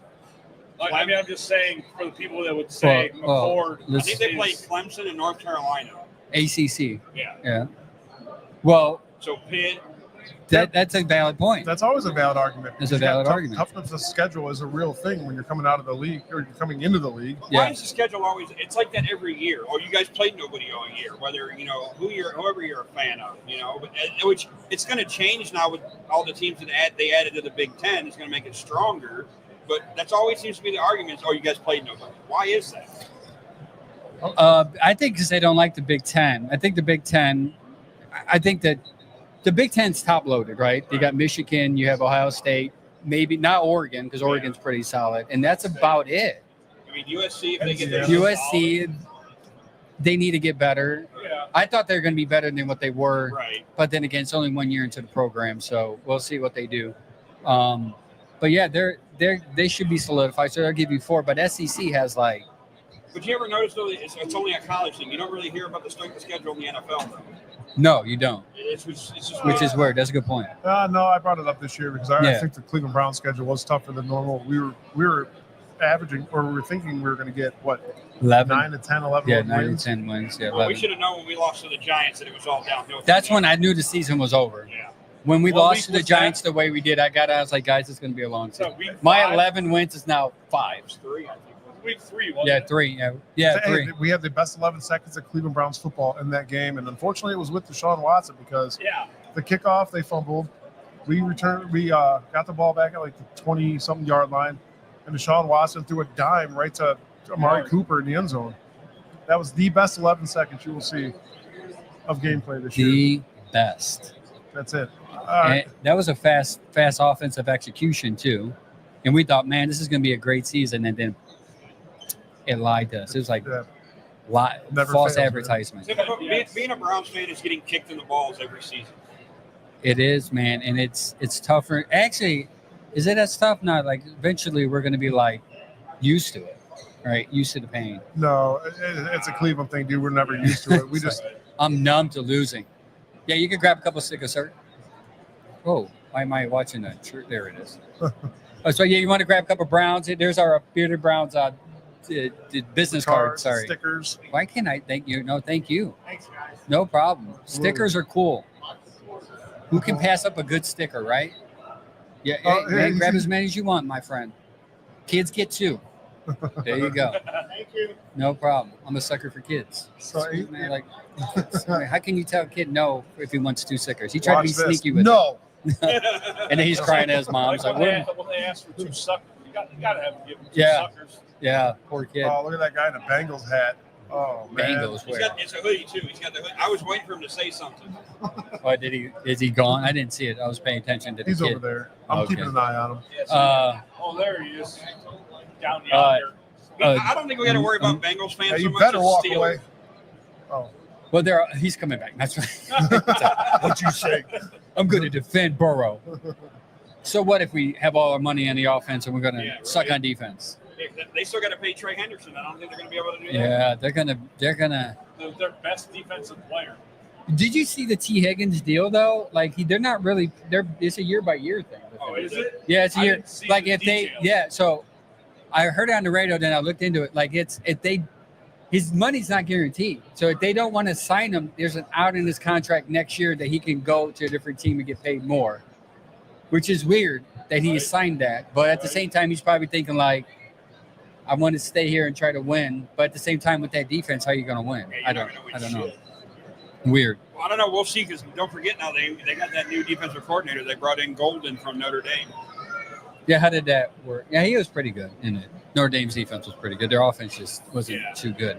And 4 they- year, 115 million. Yeah, and I think I forgot how much is guaranteed. All that's not guaranteed. And it's by year. So if they sign them after a certain amount, like 35, 40 million is guaranteed. That's But they a lot of don't zeros, keep man. them. They let them go that money. They don't have to pay them. So it's a good deal for Cincinnati. Horrible for T. Higgins. I don't know. James Frank's comment is hilarious to me. He said, "Ask him how it'll feel to score 92 points and still lose by 2." that's how it might be. No, they might look at beefing up in the draft because they have a lot of draft they can use defensive on, and it's a heavy draft this year. They can do defensive pass rusher. Jack Sawyer will be there in late round. Any Ohio State defensive player will be there when they pick So what do you guys think is the strongest position in this draft? Like defensive tackle. Running backs. Oh, running backs. I forgot about that. Yeah, running backs are deep. We even had Stump Mitchell on a couple weeks ago, and he agreed this is probably one of the best running back classes in the draft in the last decade by far. But if you don't want to do running backs, defensive tackles are pretty deep too. Like you can get a good one in the third round ish, if you want. Yeah. That's why like the Mason Graham dream of mine is kind of like dwindling because we've signed a couple already. One that we interviewed this past week, and you can probably get one in the second or third round that would be pretty decent. That brings up the next comment. Go ahead. We still have yet to sign Nick Chubb. No one has signed Nick Chubb. Nobody has. Neither have we. Nobody. Does that Nobody lead you to believe that possibly we're looking for somebody to draft? Because there's not a lot of free agent talent left out there, so I doubt we're going to pick up a free agent running back. Nick Chubb is going to have to sign here. I mean, you still try to draft somebody in the 3rd round, 4th round, maybe? We're going to pick up a running back in this draft. I think that's all going to be too, how other teams are doing too, because they gave Nick free reign to go ahead and look for another home. And so far, there's nobody knocking on the door. I'm a huge Nick Chubb fan. I actually think we owe the man a 1-year deal, just for what he's done for this for the city and for the organization. With incentives, man. Come on. The Yeah. guy came back. You take care of your employees. The guy came back, worked his ass off. We know that. You take care. We watched it. You take care of your employee. I think once this draft goes through and things pan out and all that running backs get drafted, I think that we're going to be signing him to a 1-year deal here coming up. Nick Chubb started showing signs of improvement before he broke his foot. He broke his foot that did not need any surgery whatsoever. True. Bring the guy back. Bring him back, 1-year deal with a ton of incentives to make his money. I mean, Ted context, Kareem Hunt got, 2 years? 1 year, 2 year, 2.5 mil. With the Chiefs, yeah. With the Chiefs. So ideally, you can, and it is heavily incentive laden, obviously. I think it's 888,000 guaranteed. I think Nick Chubb is worth that. Absolutely. Nick Chubb's getting to the point in his career too where You guys want some stickers? you plug him in where he needs to be plugged in at. Free stickers at the booth. No, I agree. Yeah, he's not going to be an every down back, but you pay him, you get him that 1-year deal, you get him out there on certain packages, and you let Nick be Nick. And I think that's when you draft a young guy. Browns. You draft a young guy Yes. to kind of help, and he can kind of, grow in the system. Not again, we talked about the running back draft is deep. You can get a guy in the 3rd round, 4th I round. think the That's running gonna be back good. draft class this year is better than the quarterback draft class. Honestly, that's me. Yeah, it is. As far as options, now if the right quarterback goes into the right system, he might be good. Yep. My worst fear is the Rams getting Darts or Howard, because I think Miche is a quarterback whisperer and he can turn anybody into amazing. Shout out to my brother Tyler from Chicago. He just said go Browns. Tyler, hey, what's up, How Tyler? many brothers do you have? I'm half Hispanic, man. Hey, We don't grow you know like- how these Ortizes Yeah, work out, like, brother? I got listen, Ortizes. I asked my buddy the other day. I said, "You know an Angel Ortiz?" He goes, "Which Probably. one? Which one?" I know a bunch of Angel Dude, Ortizes. I no lie, there's like 10 Angel Ortizes in my family alone. Yeah. I went to go after my grandma passed. I helped my grandfather move, and they're like, "That's Angel, that's Angel." I'm like, they said Angel. I'm like, what? They're like, no, that Angel. I'm like, what the heck? Like, how many angels are in this room? I always, It's like the Spider-Man meme. We're just sitting there like, like which your angel? Ortiz with your ethnicity. Yeah. It's like a Smith or a Jackson. You got that Ortizes. There's a lot. Yeah, of there's Ortizes. a lot. There's A lot of and my dad is Son, Hispanic, Jackson. and he just likes to have kids. So, and he continued after my mom. So, I mean, he has 3 more out there in Chicago. Shout out to my dad who just doesn't stop. Contraceptives are not his friend. Yeah. Oh, you know what? I forgot my brother Tyler. He's actually in North Olmsted. He moved to Fairview, Oh, he should be so he's not here. in Chicago. Yeah, you should be at the IX Center, Tyler. Yeah, where you not at, here? man? You can be seeing these nice cars, by the way. Shout out to Redline for allowing us to come here Watch and it, Mike. broadcasting live. You could have been, Tyler, you could be here looking at these cool cars, seeing these cool people. Anything with the piston is here. So come here. You still got time. Angel's dad clearly has a piston. Yeah, he does. It just doesn't stop. Doesn't stop. A matter of fact, I think I have that gene. Like I told my wife, we have a 6-day-old. I'm like, dude, we need that. Oh yeah, let's give Angel another congratulations Yeah. on his Yeah, newborn right. baby Listen. boy, I'm gonna tell you, little Arlo. having a kid at 43 is not the same at 33. I'm saying. I was up from 1 to about 3, 4 last night. Got 2 hours, 2-3 hours sleep. I told the guys we went out to Sips and such in Middleburg for breakfast, and I was like, I need an Americano and make it quick. So I needed not caffeine to stay awake, and they woke me up. A couple hours sleep, and we're trucking along here. And then he ordered a red eye for his red A eye. red eye coffee, which I shouldn't have, because afterwards I'm like, that Americano hit late. Because down here I'm like, all right, I'm ready to do a mile. And then sipping the other stuff, I realized I was about to get jittery, so I need to chill. But that's a good restaurant. What did you guys order? It was really good. I'm always a sausage biscuit gravy guy. Usually you go to anybody else, they'll give you like 2 biscuits. They'll give you the gravy. This was one ginormous biscuit that covered my whole plate, smothered in gravy. And I even ordered extra sausage patties to ground up in there and it was delicious. Yeah, hats off to that Sips and Such. Alyssa was our server this morning. She was awesome. Yep. I was messing with her. And she almost charged Mike every meal. Yeah. Because he's like, this guy's picking on me, so I'm just going to charge his bill for everybody. She's like, separate or together? We said separate. And Mike was like, put it on whatever card you think is cool or whatever card. And then she brings back She's my like, card. I charge it on you, bro. You can get a sticker. Yeah, Right. buddy. You got some stickers over there? But yeah, I did the chicken and sticker, waffles, buddy. really good. Sips and Such in Middleburg, really good food there. Good coffee. If you're into breakfast, it's really There you good. Get into Middleburg, football. right off the freeway there. Grab a Browns card here. Give that to your. Is that your dad? We just got a couple people There you go. interested. We're just gonna entertain Stuff, man. the people For a coming my around the booth. podcast, Browns, talk about Browns football. Sam's doing some advertisement You for us. flip the card around. We got a QR code. That'll take Welcome you to all live of our links. live Live podcasting, boys. podcasting. You can keep up But with we us do on Facebook, advertising YouTube, / Twitter. talking Browns Do at it the all. same time. Do it all. But yeah, so a good Sips one. and Such Social in Middleburg, That's it. really good food. Go there. Who's the waitress's name again? Alyssa. Alyssa. Ask for Alyssa. Tell her that the 3 guys with the beards ask for her by name. She's a good waitress, man. She Yeah, put she up was with good our waitress. Sam humor. left our business cards in the bathroom, our normal thing. Yeah, I to do lost now. my virginity to that. These guys been putting these Browns podcast cards in bathrooms. I haven't yet, so I What'd was you do? sitting Put there. them in the urinal? Literally. No, This place had a 5-star bathroom. They had a little fake plant in there. They had actual like 3x3 tiles in there. I'm like, man, I could just kind of fucking hang it out was here. very relaxing. I felt It's like a I was nice in the bathroom. felt like I was in the therapy room. Yeah, I didn't And I feel went- like I was in a insane white bathroom where you're just sitting there like, no, I got to get the hell out of here. It was a nice bathroom.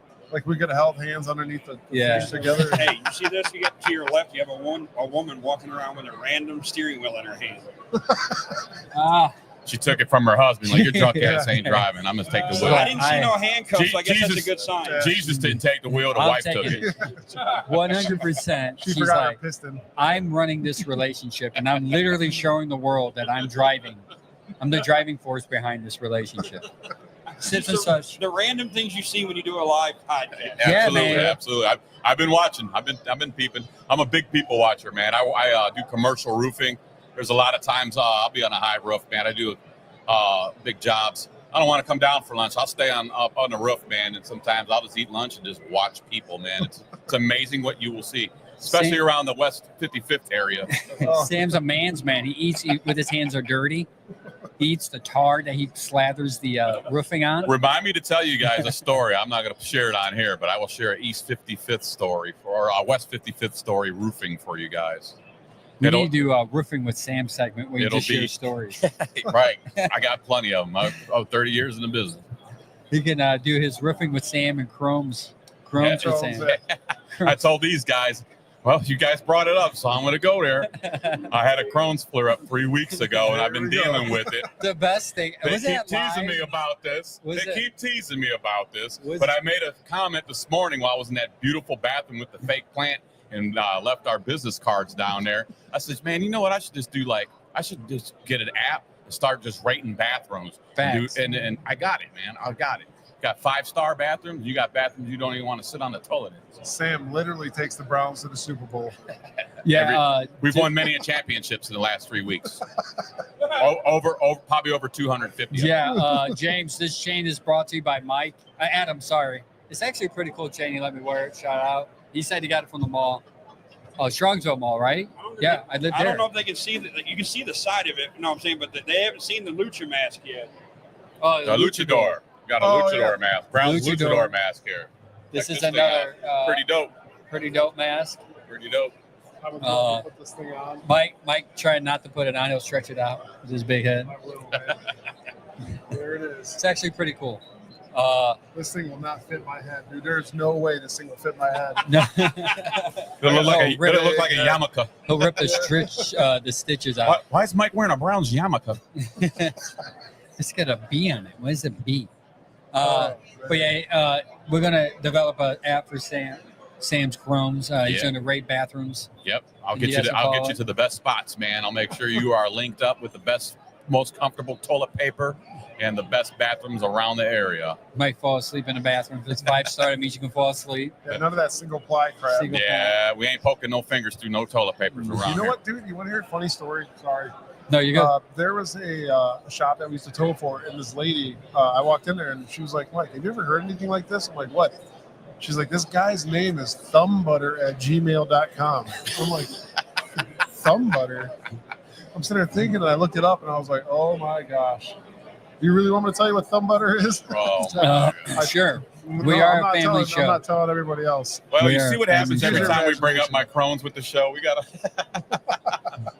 Now we're on thumb butter. Hey, What the James. hell just happened? James said, "Hey, I'm right there with you, bro. I got to go to the doc to see what's going on." Hey, man, I'm all about. Emoji game. I've been dealing with stuff since I've been about 18, Poop man. gang turns up. Dude, I think it was fun. Was that on the show? We were talking about that. We was like, "Don't bring it up," and we ended up bringing it up anyway. Was that Yeah, before the 5 show? minutes later. That's kind of the thing you don't do in this business is tell them not to talk about something because Yeah. that's giving them free reign to Yeah, talk we about. were Yeah. on the phone with Adam knows what's up. We had Ralph Holly on. yeah, Ralph, and we said, "Let's not bring it up." Then Sam was like, "So, Hey, Mike, Ralph. By the way, I got Crohn's, man. It's crazy, very debilitating. It's crazy. I've been to the bathroom so much this week. when did they get this dude a What's your shirt that favorite? says, "I got Where's your favorite Crohn's"? place to eat? Hey, what? Wait a minute. What? Yeah, you guys can find that on our store here soon. It's going to be a shirt that's got Sam's face on it. It says, I I got got Crohn's. Crohn's. I got Crohn's. Got I milk got Crohn's on I got it. Crohn's, and I'm proud of it. instead of got milk. Got Crohn's. I got Crohn's on it. I got Oh, five on I it. got Crohn's. I wish that upon nobody. I'm actually coming up past that, man. I can't wait to get back to myself. So what are you going to do, Sam? You're going to have like a weekly at the end of the shows. You guys Yes. do. You're going to have like a top 5 toilet paper. You know, this week I used this one. This is the top of the line. You know. That might be beneficial. Yeah, I mean, everybody needs Maybe to know we where a could good bathroom's at, Get a toilet paper sponsor. especially a roofer, because you don't always have access all the time. You got to kind of make things work. 5-gallon buckets work wonders. How many stories have you dropped? Yikes. Not a lot. Not a lot. No. This is fitting considering. All right. All right. All Let's right. get to Let's get on to So- some free agent stuff. so Moving around You the guys side. did that. Thoughts on the it's true. We did do that. Thoughts on the recent free agent pickups, Mike. Drop the knowledge of our thoughts. What are our thoughts on the free agent pickups? As a free agency right now, there's not much left.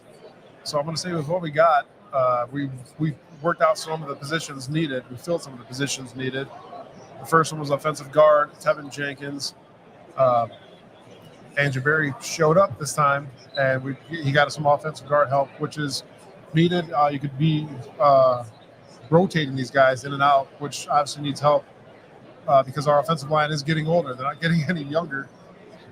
So I think with adding depth to the offensive line is going to help.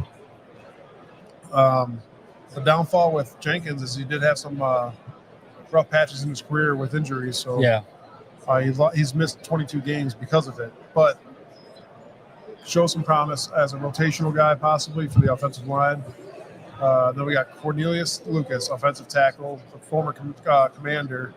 Signed him to a 2-year deal. Again, that's help with that offensive line. Jack Conklin to be shifted in and out so he doesn't get hurt because you know how Jack Conklin is. Unfortunately, he's seemed to be injury prone until last year when he came back. He actually stayed pretty healthy for the rest of the remainder of the season. You did? So that was a huge help. Joe Tyron Shoinka, outside linebacker, with the unknown of JOK coming back or not. This, I think, is going to be a crucial pickup. I wish we had some news on JOK. Unfortunately, even with the ties that we do have with talking to people from the organization or other writers and such, like Barry Shuck, we've gotten Nothing. It's Nothing. mum's the word, man. And the good about Joe here is that he's a pass rusher. I don't know if you guys heard his press conference. He's excited. He kept on using the words, pin his ear back and get to the quarterback. So I think having somebody to come in as a breather for Miles when Miles needs a break, to have somebody get the quarterback consistently other than Miles or even McGuire or even if it's a Duke Carter, get it at the quarterback other than your top two could be beneficial, especially if, someone's having little injuries issues and can't be at 100%. Facts. I want to touch on real quick. I mean, last year going into the season, our offensive line was already hurt, banged up. They had a new coach at the time. I think we're going to see a night and day change on this offensive line coming up this year with these guys being healthy, the veterans coming back we do, and adding the pieces that they're adding to that offensive line. Now it's just who's going to throw the ball. That's where I'm at. I think that it's going to be night and day offensive line from the beginning of last season. They had a rough. I'd say 4, 5, 6, 8 games was rough for that line. Donald said it's Sunday. What happened to Renegade Show with Chipper? Oh. Who? Chipper is Sorry. not in the building. Chipper been chipped. Chipper's eating a bottle of stadium mustard by himself in his bathroom. Chipper's with a spoon. With the spoon. With a spoon. My brother Tyler asks, do you guys have podcasts on Spotify? Yes, our podcast is on every form of podcast imaginable. Even the ones you haven't heard of, we're on there. We're on Spotify and Apple Podcasts. You can follow us on there. Also YouTube, Facebook, Instagram, Threads, iHeartRadio, all that stuff. We get around like Angel's dad. I get around. I mean, my brother Tyler. My brother Tyler can tell you that. Yeah, so that was a funny comment. Those Puerto Ricans get around, man.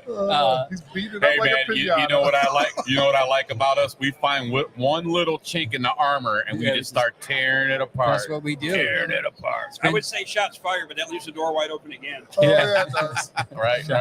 You know, us, You got He's if you saran wrap. Yeah. You got one little tear in your armor, we will find it and we will rip it apart. Why is it when I think of like Angel talking about his dad now, it's always that you got to lick it before you stick it. Dad, sorry. I don't even know if he knows what a podcast is, but if you are, it's not my doing.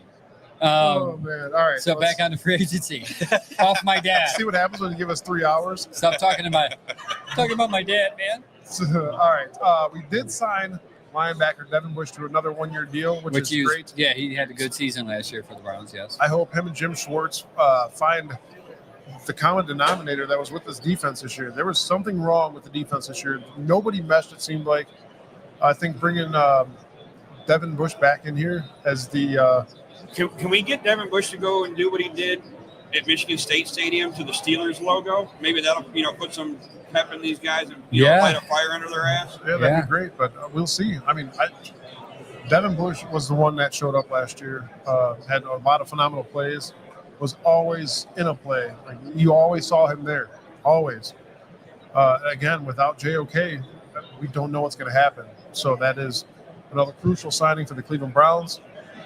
We picked up Malik Collins from the 49ers on a 2-year deal, defensive tackle from the 49ers. Yeah, I think that was a secretly good signing. Yeah. I think the PFS scores on him are pretty high. He's not as stout as everybody else is. But again, that's those little guys like Ralph Holley was telling us. He's like, everybody wanted to talk about my size, but he's like, I may not be as big as these guys, but I'm more elusive. I'm able to move faster than these guys. They may be big, but all I got to do is chip them and get out of the way, and then I'm there. So I think bringing in a smaller guy could possibly help unless you got these guys getting pancaked on the line. But I don't think that's going to happen. Malik Collins is actually a proven player. So, and Jim Schwartz values Collins. Yeah, he's under 3. I've seen a trend here. Defensive tackles, the Browns seem to like guys 300 or under. Because that's what it seems. Holly's 300.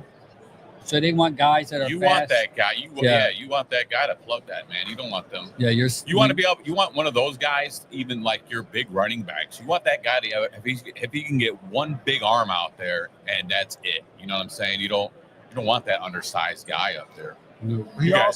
Collins has You got a Derrick Henry running at you. You got to have to put him down. You bring that big 300-pounder up there. You pick him up and you slam it. Malik Collins has the highest pass rush win rate at 12.7. Yep. As an interior defender. You can have sticker. Help yourself, buddy.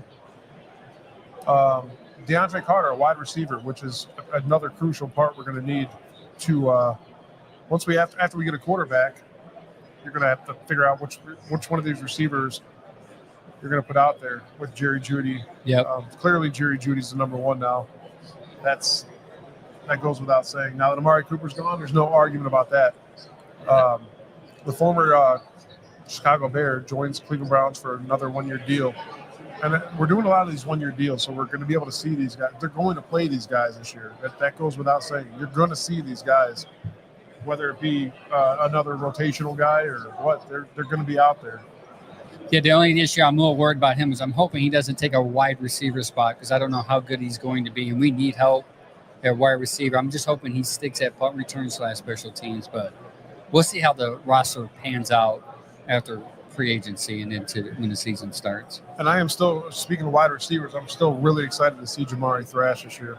Thrash, That guy is Tillman. going to be, that guy is going to be something. He's that diamond in the rough, man, that I'm talking about. And you need to be able to find a guy that can throw deep like a dart, like Shador has a good deep ball, Cam Ward, to give him opportunities to go long, because that's where his expertise is, like where he excels at, I should say.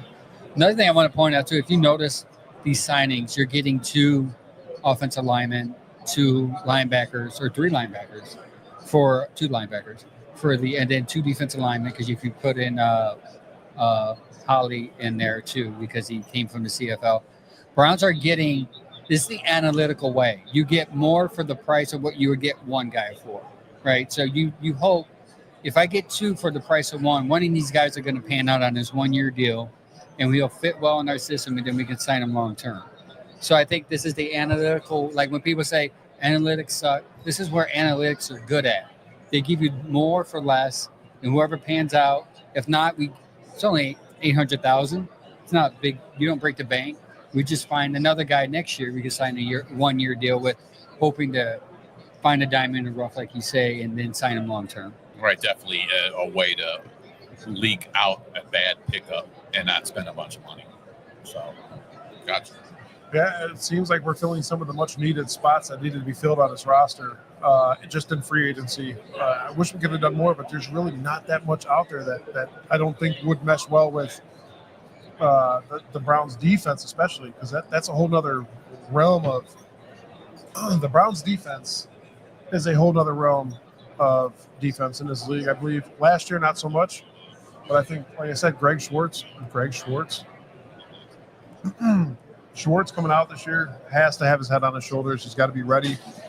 You can't be afraid to blitz. You can't, especially if you're going to pick up somebody like Abdul Carter and you're going to have Myles Garrett double, triple teamed. So you can rush for. Use that guy. You're getting smaller guys that can rush the quarterback, so you can rush for and drop the rest. Like it's the Philly way, right? Philly's done that. They won the Super Bowl by rushing for and dropping in coverage, which stopped Patrick Mahomes. Yeah, the blitz package just change up once you do that. Like I see what you're saying. You get that smaller, quick, old school Dwight Freeney in there, and let him spin around and be a nuisance. Even sometimes if the guy's, as long as he's being a nuisance, then it's something else they got to focus on. And like you say, they're always double and triple teaming Myles. It's going to open doors for this line. I think this defensive line coming up is going to be one of the best we've seen with these Browns in a while. Yeah, the question was just asked by James. So do we really need a receiver? Because Thrash would probably be a dog. And Tillman, yes, you need a receiver. Yeah. You always need. One thing I love about Barry is that he has this thought that we are always an expansion team because we're looking for talent to accumulate talent. Huh? Somebody yelled "Go Browns." I was looking around, make sure we engage with everybody. You have to accumulate talent. You always want better talent. So I hope they get a receiver because you might find somebody better than who you have on the roster. And there's a lot of, whenever you talk about the receiver depth, that probably not just depth will fall because there's so many other needs in the first round that can fall to you in the 3rd, 4th round pick that could be first round talent. Maybe that's going to be an episode we can do in the coming episodes of what receivers people aren't talking about, like we did these quarterbacks, because I do think receiver is still a need.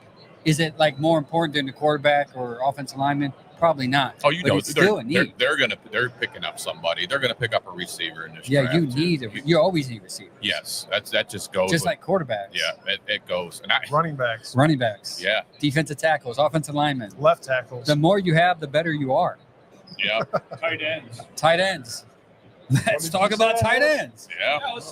Let's talk about tight ends real quick. Are you Angel's guys dad comfortable? has a tight end. Are you comfortable with just having David Njoku as your tight end? No, we did sign Blake. Go ahead. Blake Whiteheart is signed on a tender, which we signed somebody else as well. And write it down, and I didn't get to it. Yeah, I didn't write that part down either, but we did sign It's like somebody two else. more guys that are still on the roster. Yeah. But I yeah, think I had it pulled up. my issue with David is what was talked about in the beginning of last season when we had Barry Shuck on. He talked about Davis Njoku's inconsistency of playing due to injury, right? So I'm trying to pull this up now. His history, injury history. We talked about this during breakfast, which was really good, by the way. He's got stone hands at times too. Yeah, he does. That's what's funny about David, man. You'll watch him make like the immaculate catch. three And, people and draped on him. somersault, he'll somersault into the catch, and then you hit him over the middle, man, and it's just that little fluff ball. And I think he's already thinking 15 yards, man, and then he drops that ball. It almost seems like it's like the higher the odds of him making the catch, he's better at than you like. Right, yeah. The difficulty catches, he's got him, man, for sure. Gage. Gage said, Mike, this isn't fair. I'm here slaving on a Sunday while you get to sit down and talk about the Browns. You're fired. Where is he? That's my boss's Oh, son. that's your boss's son. Sorry, man. You pulled the short straw this week. I'll find him. So let's talk about, David's hands, I think, improved, but he does have, it's inconsistent at times. I agree with that. But his injury history is more concerning to me. Since 2017, this has been his injury issues since he's been drafted. He missed some camp with a lower back pull sprain, one exhibition game with a lower back issue. Week 10, he had a wrist injury during week 2 in the win over the Jets. He was placed on missed 10 games, placed on injured reserve. In 2019, had concussion week 2 against the Jets when he hurt his wrist. 2022, week 2, he left the game in a walking boot and crutches, high ankle sprain, grade 3. And 2022, week 1, he strained his unspecific strain, another injury issue. David injured his ankle in last year. It was a grade 3 high ankle sprain.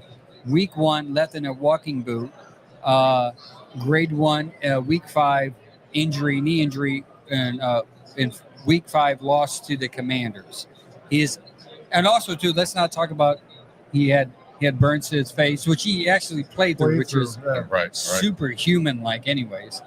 So he has a list of injuries that will miss games, long periods of time, 2, 3, 4 games. So you need somebody to be there. So I think tight end. That's why when he said, do you need a receiver? Like, I think you put tight end over receiver in the draft. Yeah. So right now we have 4 tight ends on our roster. We have Brendan Bates, Trey McKitty. Yes, Who? his name is McKitty. Who? David Njoku and Blake Whiteheart. And if you guys remember that snow game, Blake Whiteheart had an amazing catch. Yeah, he was showing some stuff, man. I kind of like to see some more. And he's more of a Kevin tight end too. He can catch, he can block. right? And with that tight end position, man, especially when you're the size and stature of like a Njoku. I watch that guy when he catches the ball. Them dudes are trying to hurt him. Yeah. And it seems to me with David, you watch some of these other tight ends, when they see these That guy's guys closing in, they kind of know how to shed, or they kind of know how to protect themselves a little better, as to where David's just big-bodied and out there and doesn't seem like he protects himself that much. I think that leads to some of these injuries that he's having. No, that's the other issue. Like everybody says, he drops passes. He'll drop the easiest wide open pass right out of numbers, and he will catch the highly contested pass every single time. I don't get it. I'm like, dude, how do you battle with yourself, your own demons, dude? What is going on where you're catching the ball only when it's seriously highly contested? Other than that, you can't catch a wide open pass. I want to touch on a comment. Ron Rado says, if Chief would just run through people instead of hurling them, it's all good. Pro Bowl player. Yeah, stay on your feet, man. Quit going airborne. Well, he'd probably fumble then. Yeah, right. It's never, I was always told, don't leave your feet. You leave your feet, you're asking for trouble. I mean, you got to get those highly contested passes. That's what he does. He'll jump up and he'll grab the ball right out of midair. Well, I'm saying when somebody's trying to come down and tackle you, when somebody's trying to come make that tackle, you don't have to try to go Olympic hurdle on them. Smash through them. Look at Dave. Yeah, Ron says Kevin excels with 2 tight ends, and I think since he has control of the offense now, look for that important tight end to be drafted this year, maybe before round 3. There's a couple out there that maybe we can even do a show on that alone, because there's maybe 5 tight ends. Helm from Texas comes off the top of my head right now. The guy from tight end, Ferguson from Oregon, comes off the top of my head. Miami's tight end, who's raising during his pro day, comes off the top of my head. What was his name? Royal. Yeah, Royal comes off the top of my head, who's talented, and they have history with Miami tight ends. The Browns do. Njoku, Winslow, Jr. So look for that to happen in this past draft. You forgot a couple of them. Who? You forgot Loveland.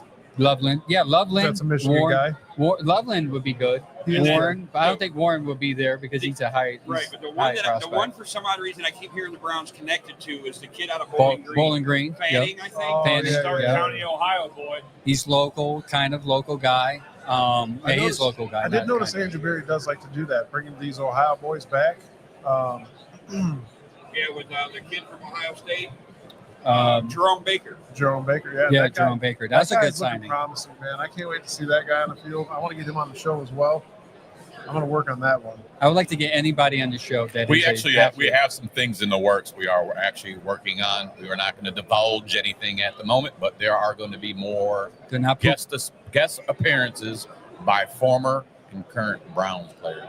new. Yeah. So that's going to be fun to see in the future what happens with the podcast. But Yeah, we got a lot coming up. yeah, we got a lot coming up.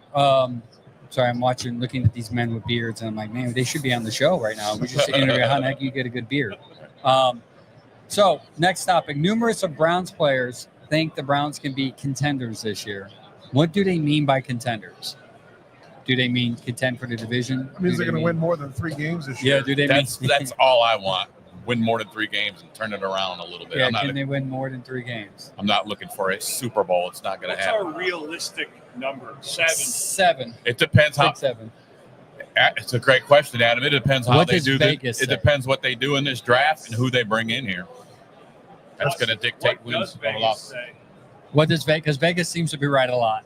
I'm learning. No, I'm They listen, just said saying, 8 games, and what they happens changed in it. Vegas stays in Vegas. They We don't said they worry said about 8. Vegas I here. said 11. In the beginning of the year, they said 8. I was like, no, they'll win more than 8. And then they dropped it to below 5 after the New York game.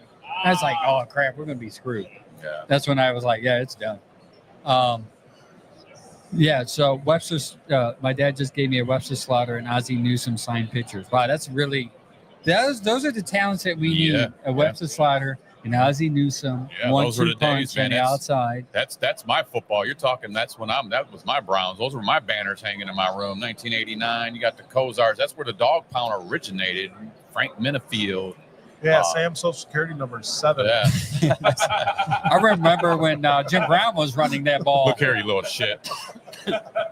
Ron says, just play meaningful games. This is where I'm at.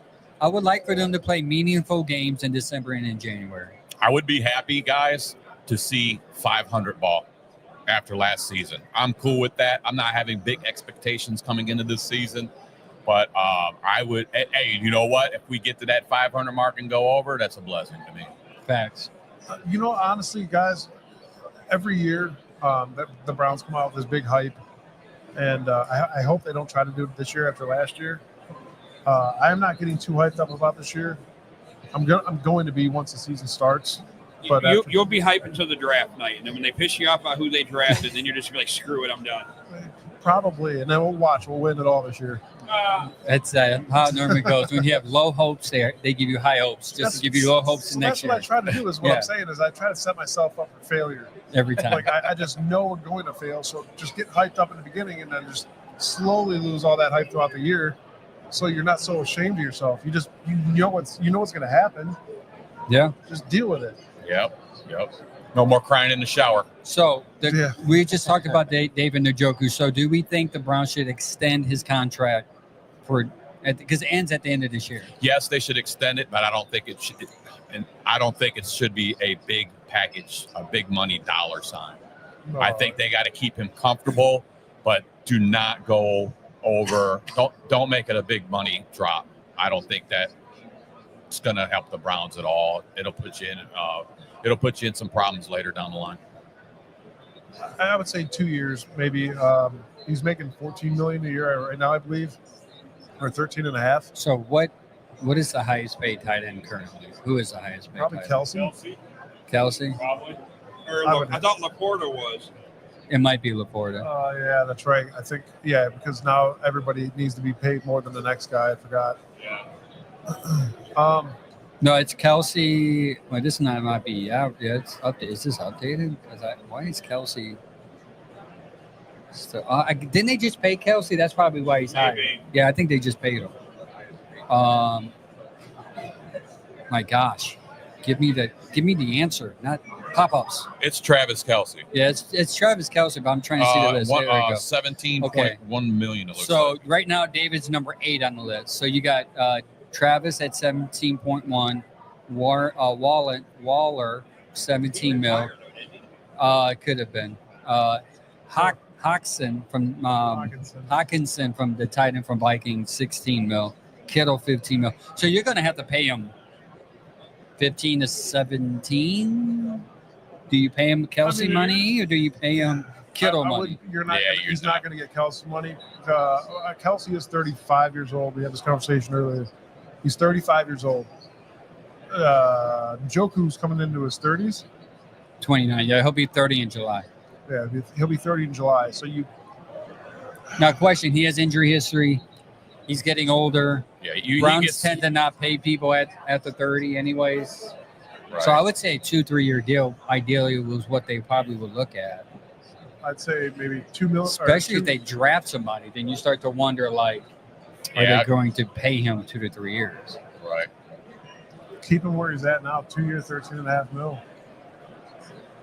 Yeah, I think he's going to want more than 13. I think he's going to get in that top 5. So you're going to have to pay him 15 He's to not 16. a top 5 tight end. What that's the thing, and you're hitting the nail on the head, Mike. So, I am a fan. I like David Njoku, but if he's going to start pushing for more money, man, I'm going to say it now, man.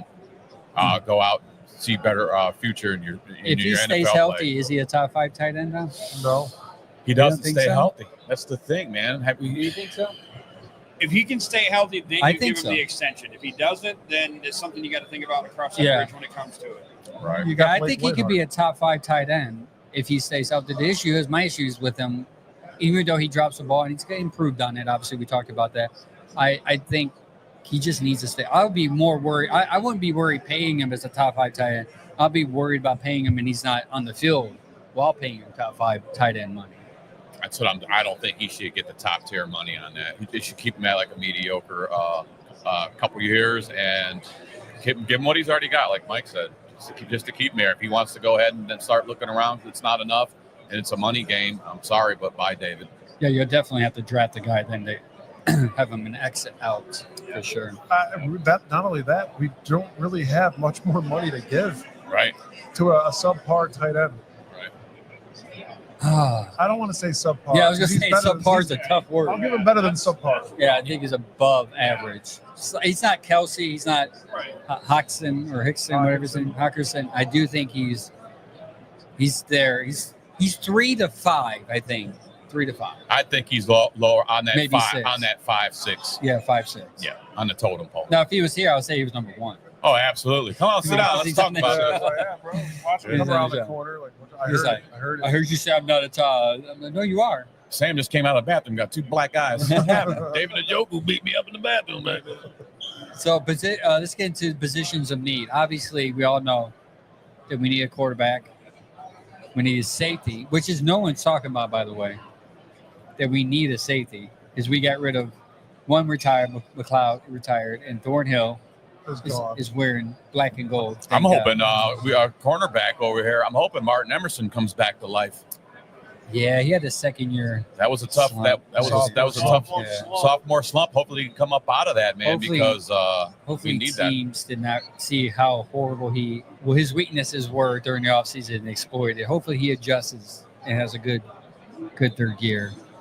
Because I was big on MJ, man. I hope he gets back. I still am. Like I said, he had that slump. I want to see him pull out of that. I agree. So you need safety, a linebacker, and a left tackle, according to the experts. That was me. Oh, that was you, which is right, according to the So experts. there you go. Do you guys got anything over there? Do you think that is fitting for the Browns right now? Obviously, should pay Jed Wills a lot of money. I will punch you in the face. Sorry, I- he's been Shane hired by brought- Cedar, he's been Shane hired brought by the Cedar joke Point to be a turnstile. Yeah. At this point, you wonder if they're going to try to. I don't know if that relationship's good. That they're going to leave. I hope not. He's probably one of those people that after the draft he's going to sign with somebody because the team that didn't get an offensive lineman might be like, "Well, we're going to need you here on a 1-year deal." But I've seen enough of that experiment too. I'm done with that. Guy. It's Andrew Berry's draft pick. He's not going to let it go. so you think he'll come back on a 1-year deal? I think so. And then hopefully the Browns will make a business decision and let him go. Pay him minimal and have him shining helmets on the sideline. Yeah, if you want to make anyone make a business decision for you, do not let Jed Wills because he would not. He went in all in, and then he just hurt his stock totally last year. Not playing. Now maybe he was injured to the point where he just couldn't play, and it seemed like that, like he was worse being injured, and maybe he saw that and he thought, I don't bring value to that. Which, if that's the case, maybe I do add some respect to it a little bit more, but. What do the fans think? I mean, what do you guys think about Jed Wills coming back? It's his last year. Yeah. As a fan, I think you might need him to come back for depth purposes. You could grab somebody in a free agency that depth-wise that'll be just as good as him, I think. I don't think Jed Wills is an elite player. I don't think he's ever going to be what he was supposed to be. Yeah, because was it called Warts? Wirfs there that you could have drafted, but instead they drafted him, which was a huge miss because now he just signed the contract extension and he's balling in Tampa, making Baker look even better, protecting his blind side, which is insane to even think about. That's another thing you got to look at. All these quarterbacks that we're looking at are right-hand guys. So left tackle is a key position that needs to be filled with a guy that could actually block. You always talk about that blind spot, Mike. Yeah, the blind side, man. You don't want a guy rushing at you and smashing your quarterbacks. You just don't. Yeah, so a left tackle is a need. Maybe they can draft one later. This is a huge offensive line draft also. Problem is you don't want to wait too long. Then you get a Delavdova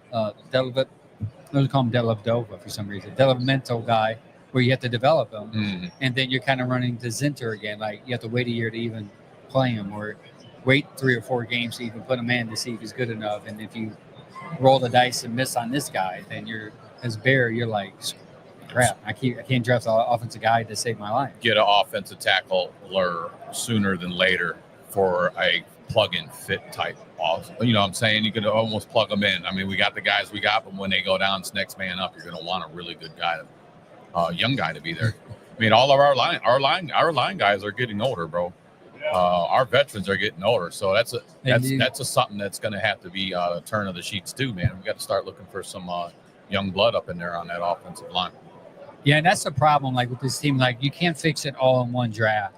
You know, unfortunately, you can't. A lot of people say we draft one. It's like, man, you only have like 12 draft picks. Like you can't draft every position, especially later. Like, can you find a lineman in the 7th round? Maybe.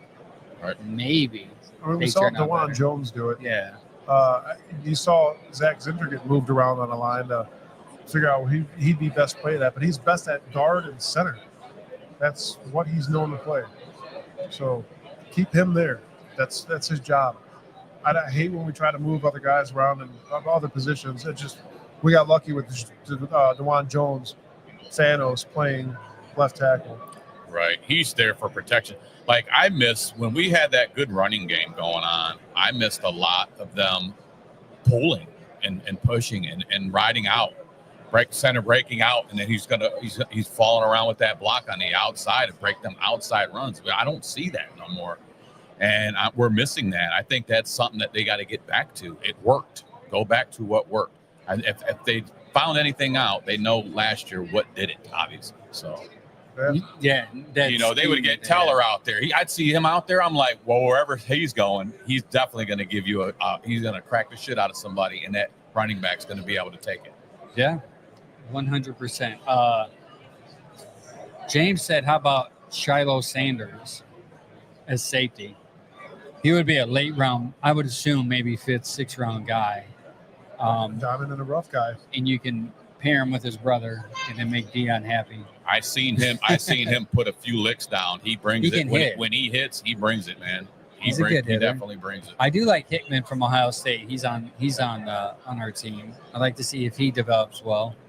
I would like to see. I mean, we have some young guys at safety that I think we can add to this team. Hopefully, we'll see how that works out. Either way, Barry needs to be drafting some good guys here because I think this year, if he doesn't pan out to where they're pretty good, then. One thing I didn't put on the notes that I want to talk to all of you guys about is Kevin Stefanski already said he's going to be calling the plays this year. Is anybody against that, or are we all for it, considering the turnout of last year? I think I'm for it. I think he's a good offensive mind. When I hear like Kevin's going to be calling plays, I don't think Kevin's not. I think there are coaches that have schemes and they run their own scheme. I think Kevin's open-minded enough to hear from Tommy Rees and to hear from the other offensive guys and apply their input to what he wants to do. So I think he's open-minded enough to be like, Tommy Rees, you're good at this.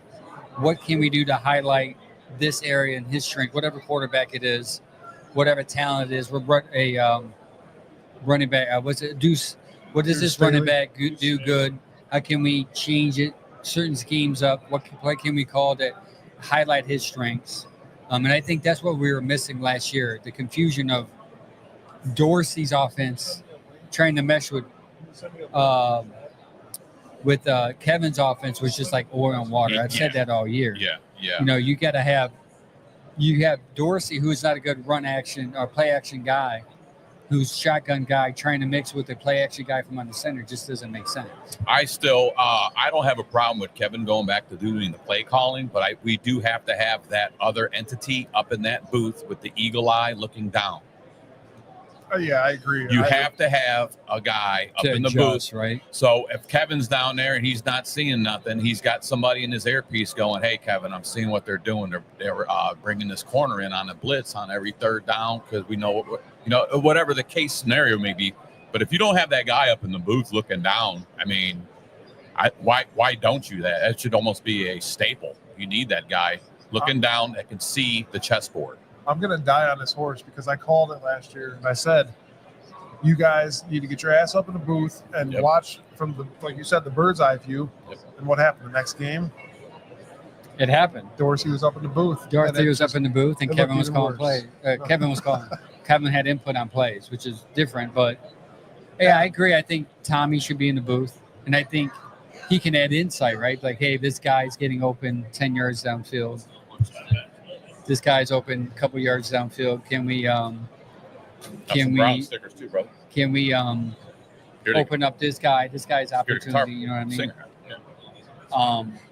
So yeah, I think having the guy up high, you can adjust accordingly to what the game calls for. Whether the defense is shadowing one way as opposed to another way. But I think having Kevin call plays is a great idea. He did well. He's a top 10 offensive play caller when Baker was there. People loved it. Now they're crying for Baker to come back. Well, they're like, Baker should come back. Well, Kevin was part of that. So you can't have Baker without having Kevin call plays at the same time, in my opinion. So when I asked about Kevin Stefanski, I looked right at Adam and he had his eyes shut and it's like did the sad face emoji thing. What do you got to say, Adam? I'm not a fan of Stefanski calling the plays because I don't know, just some of the dumb play calls, like 3rd and 13 or 3rd and 8, you're doing little 2-yard dump offs and shit like that. But the biggest thing that bothered me was Nick Chubb's running his ass off when he was healthy, getting 5.5 yards a carry in the first half. You go into halftime, and then you change the game plan, and he gets 2 carries the whole second half. Like, that shit's got to stop. You can't, you can't just pass the ball 50 times a game and expect to win. I agree. We actually did a story on Actually, Kevin if you look Stefanski. back when Kevin was here, while Baker was here, statistically, the run pass was even. Yeah, but once Baker left, it wasn't. Yeah, so it may have been run first half, maybe the timing of it, of calling the run needs to improve because you can run heavy in the first, but you need to run heavier in the second because that's when you need to run the time Well, and then, Timeout. but then there'd be times where, like, Yeah. you know, we're down a touchdown or something, and we're getting good yards on the run game, and then he calls like 3 straight passes, and we got a punt. Yeah. True. A lot of people complain about like the 4th and 1 not running the ball, but the NFL is running away from, literally, no pun intended, running away from running the ball in short fields. A lot more teams are throwing that short hook or short pattern, hook pattern, whatever they call that thing. Slant. Post, yeah, slant, post, pattern plays. And I don't understand why we're not the only team that can do it, but why can't we throw a You would think with more. Yeah. I always would think Why like in can't that we- type of situation, Yeah. that would be like a lock play for him. It's already his. All right, it's the more play. Okay, it's that slant. If you're yeah, I open, don't if them linebackers are backing up, and you can just get underneath that little bit, hit them with it, man. Hit them with it. yeah, I don't understand why every other team is good. Like you can throw 2 yards behind the line of scrimmage and they'll get 50, right? I'd rather see them run the ball. I'd rather see them try to throw a slant or do something rather than a tush push. I'm so tired of that crap too. That's part of the game, but I don't know. I don't even want to get into that right It now. might not be if the Packers get their way. Right? Well- They're talking about banning the tush push. That'll drown the Philadelphia Eagles. Well, the only thing I see with that is sometimes you'll see a ball carrier. He's getting close to the end zone, and then you'll see like 4 linemen start pushing him forward. Now, there's talks if you can't do it with the quarterback, they might take that aspect out of the game, which I don't agree with. I just don't like the pushing from the back with the quarterback angle of that. See, Ron says, just my opinion. I feel the head coach is a general and needs to really focus on the intricacies of the game, time decision, real-time moves, game clock management. The group as a whole should have a solid game plan and let the OC call the game as it comes to him from seeing from the eye in the sky. Yes, use Kevin for input, but let the OC be the OC. Can But we put you Kevin up hired- in the booth? You who, Kevin? Yeah, can we put him in the booth? No, he won't be in the booth. But, How do you think that would work out? huh? I don't see Kevin Stefanski sitting in a booth. No, I don't. No. I don't. He And needs to see wouldn't- better. He can't see shit on the field, apparently. I wouldn't want that. I think you hired Kevin because he was a good player caller in Minnesota, and that's who he is. I think he's a good play caller. I don't know what I'm just going to stand. I'm going to die on this hill right now. I don't understand the hate behind the Kevin calling plays. He's called good plays. He had a running record outside of last year calling plays. He has 1 or 2 plays a game that I agree with Adam, where you're like, what are you doing, bro? But I think most head coaches that do that, if we were following Kansas City, we would say the same thing. If we were following the Rams, we would say the same thing. I don't agree with, if you're a good head coach that can call plays, you let him call plays. I think Tommy Reese could be a transition. I would let Kevin call plays. Well, here's Just let him call. I have no problem with that. I don't He's a know. winner calling plays. They had a top 10 D offense. When Flacco was slinging the ball, were we crying that Kevin was calling plays? Yes or no? He made it work with 4 or 5 different quarterbacks. Was he? No, we weren't. We were saying Flacco's amazing, but we weren't saying, well, Kevin's calling good plays here. Right. They Kevin's weren't. calling- You're all right on We that. only said Kevin's a horrible play caller when one quarterback was on the field and he wasn't executing, right? So you get a quarterback that executes, get Kevin his guy, which it seems like he is this year, right? And then watch him execute, and the whole Kevin offensive play calling is going to slowly fade away. I'm telling you, Kevin is a great play caller. Let him execute. I do at times think he gets in his own head, maybe analytically, Well, can we stop the tight end screen bullshit? I don't know if that was him or Dorsey, but but that was it pointless. works in the NFL. But not It's for just us. not here. Yeah, For right. some not reason, for it us. just doesn't. We're the only team Or in the NFL that does. Adam, the one that gets Jacksonville can execute it, but Right. we can't. It's the, like, the, why? the wide receiver screen pass gets beat every time. hate Adam. Hate it. I'm ready to throw a brick through the TV Well, yeah, set. you're throwing the It ball don't 5 work yards here. behind I the line agree. of scrimmage. Yeah, it doesn't work here. I agree. It kills me. That I'm doesn't like, work here. why I are agree. you doing? And they keep doing it. I'm like, all right, you've done it 10 times. It's never worked. When are you going to do it? 11, 12? When are you going to learn, man? I agree. I don't understand why it doesn't work here. I don't understand. It's like it works everywhere else outside the scope of the NFL, but as soon as it comes into Cleveland playbook, it's like a force field. Right. It's not going to execute here, Well, I'll guys. tell you what. Every time I play Madden, I don't choose the Browns playbook. I'll take you guys back. This used to be. Man. I'll take you guys back. I'm a big fan. One of my favorite running backs was Eric Metcalf. I love me some Eric Metcalf, and we utilized him on certain run plays. But what happened? They kept doing the old. Everybody got tired of it because they kept running it. It's kind of the same thing we're talking on these scheme plays. Was the Eric Metcalf up the middle?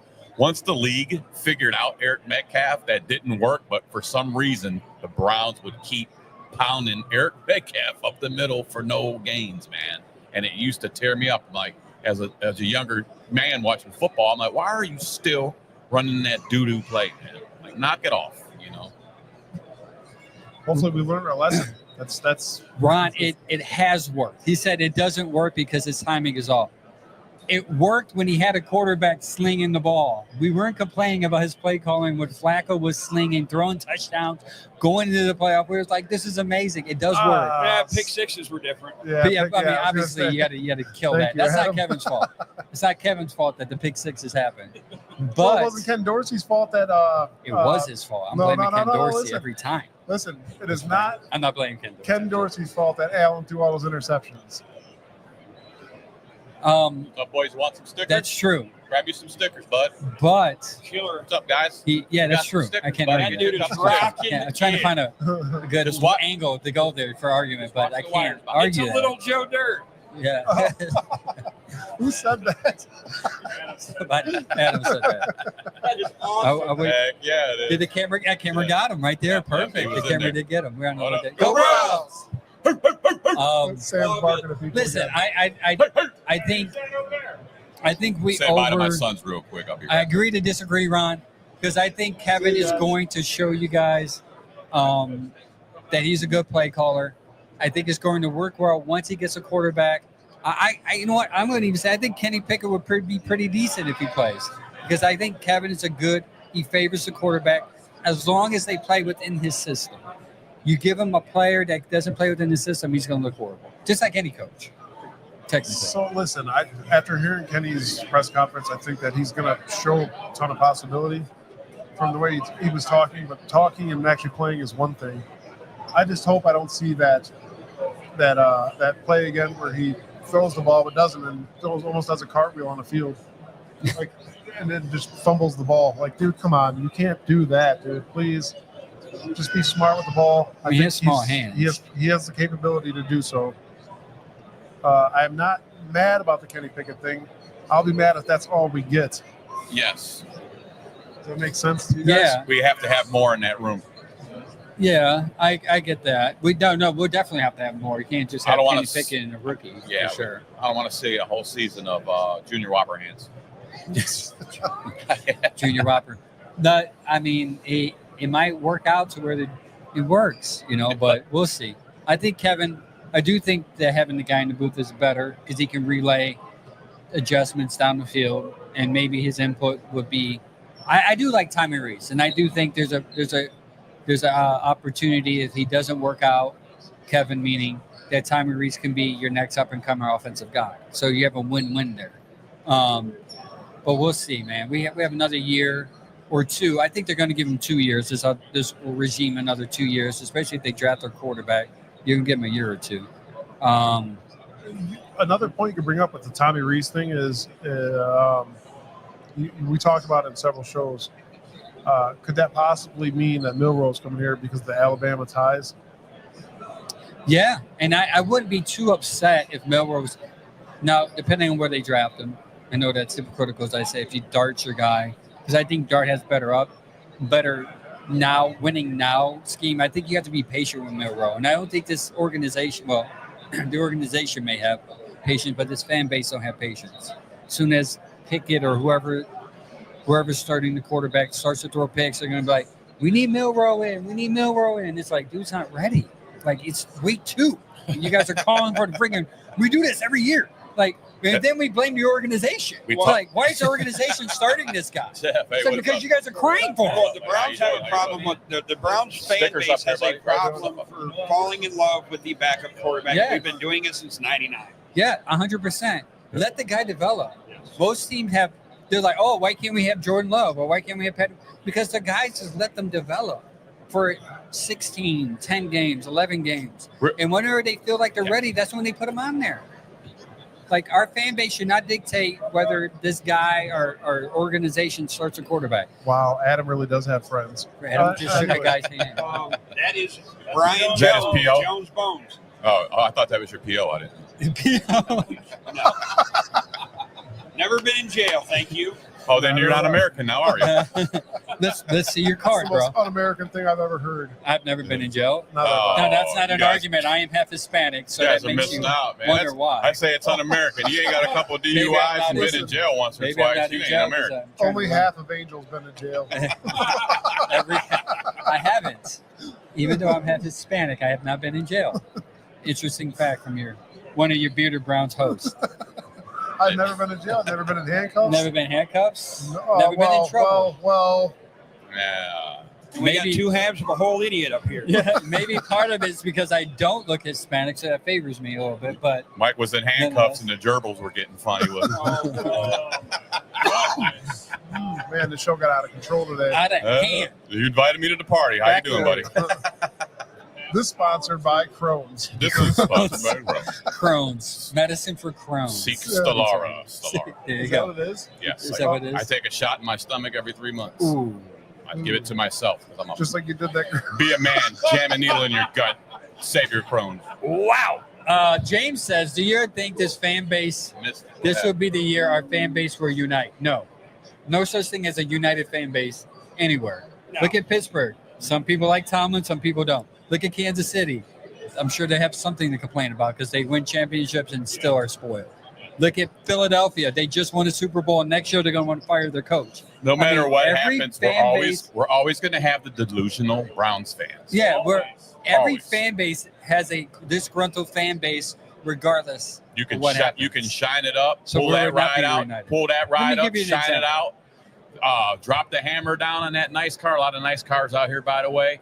And there'll be one delusional Browns fan that'll go, well, that his caps for his tires don't match the rim. It's like, shut the fuck up. So tired of that delusional crap. Oh man, you got too much nitrogen in those Yeah. tires. Yeah. Oh man, that's a real nice '69 Corvette Stingray right now. But why would they? It's a white car. Why would he put almond-colored Seats in there. tire spinners on them or something? Get the hell out of here! It's a mint car. Shut up, man. Yeah, Love your man. Browns. Yeah, love your Browns. I'll give you an example. Let's talk about this. 57% of the fan base does not want to move out of downtown. We are actually, before we went on, a fan came up to us, a Browns fan, not a Bearded Browns fan yet. He came up and said, "Hey, quick question: out of downtown or in downtown?" Out. I think he was an in downtown guy until we changed his mind because he said, Yeah. "Good point." Yeah. Well, I yes. told him that you can legitimately throw a rock into Cleveland from. Oh, what's up, dude? I want to shake your hand, What's up, man? even though you went to him. Mike's seeing all the That's my handshakes. buddy AJ. Oh, that's Oh, right. Mike's got friends. Damn my it. handshake. Hey, damn it. AJ, thanks, buddy. I'm You walked popular. right up, like perfect timing, dude. That I'm was popular. perfect. Damn it. Anyways, before I was rudely interrupted by Adam again, First and what last were we time even allowed on talking the show. about now? Talking about the stadium. Oh yeah, the stadium. So literally, guys, for everybody that is in an uproar about having the stadium outside of Cleveland, you could legitimately throw a rock into Cleveland from where the new stadium will be at. And we're right behind it. Not only that, yeah, Literally. we're Literally here, right we're behind here it right now at the IX Center. It's But right not only behind it. that land still technically, what at one point was Cleveland. They annexed that land to Brook Park. It is literally right next to the airport. Why don't you guys want bigger and better things? As Angel would say, I don't want my beard frozen to my beer when I take a sip. I don't want to be out here in freezing sub below. It's crazy to me that 57% of the fan base doesn't want to move out of downtown, but I guarantee you 50% of those do not go downtown They when the don't. Browns have a losing record. Yeah, they're I on the guarantee couch. it. I I guarantee they don't you even go Out that of those- fan base is like, I'm not going down there. They suck. Out Then of the- why keep it? At least go We to need Brook to Park. get away from the mistake in the lake mantra. Yeah, Yes. those out of those people, what did you say? It was 50% Do that want mistakes to by keep the it. airport instead. Yeah, How many? What was the percentage on people that say they want 57. that want to keep it downtown? Yeah. yes. And half those. Well, I better watch my mouth. Half those people are just sitting on their couches, And that's how they're watching games. You're not going down to the game. You're not worried about the park and the drive-in. So shut they're up. just like the Michigan Build a Wolverines dome. I'm going to go off there in a The minute. championship. Build the dome. Move it to Brook. Move it out. Move it to Brook Park over there. 0-4. Be done with it. Don't That care. cursed land has brought you nothing. Oh, Sam's got people like It's Nothing. cursed land. He's like, why is It that has guy yelling? It has brought you nothing. dude. Quit Sam's crying. echoing. Quit crying and get out of He's there. so loud and passionate, it echoes. It pisses me off, man. His passion is real. Wouldn't you like to have a nice new facility? And for some of these players that will still be here, it can be built by 2028, 2029, that can still be here playing for you in a nice dome and open the area up, and you get off the cursed land that's never got you anything and get you into something that might get you somewhere. Right? Build a dome, they will come, and the Super Bowl will come. I'm not going to sit here and just dog the old stadium. I've had I'm not plenty of dogging the good- tradition of it and, Right. and stuff like that, but I it's am. not There's- working. It's there's time been- to get. It's time for new, fresh new. Let's go. That's two friends for Adam. Anyways, Three, bitch. Three. three friends. Anyways, there's he's That's waving that- at again nah. to make him look like four. He got 5 now. The wife didn't. Because the dad was like, look, go wave hi to Adam now before you're grounded. And the kids were like, hey, I don't want to be grounded. That guy don't count, Adam. That person didn't count. It was got a guy walking with a cane and I think one just waved by, one waved to Adam I don't because he think he's thought seen it. Adam was waving to him. It's that awkward wave, like, I don't know you, Adam's bro. just starting to raise That's my old random people. But Yeah. listen, so this year I went to a game, and I had my neighbor gave me 4 tickets, and I took a couple of my friends. We had club seats, and I'm not going to sit there and bash those club seats, man, because those were comfortable seats. You had like your own dining area where you didn't have to wait in a huge line.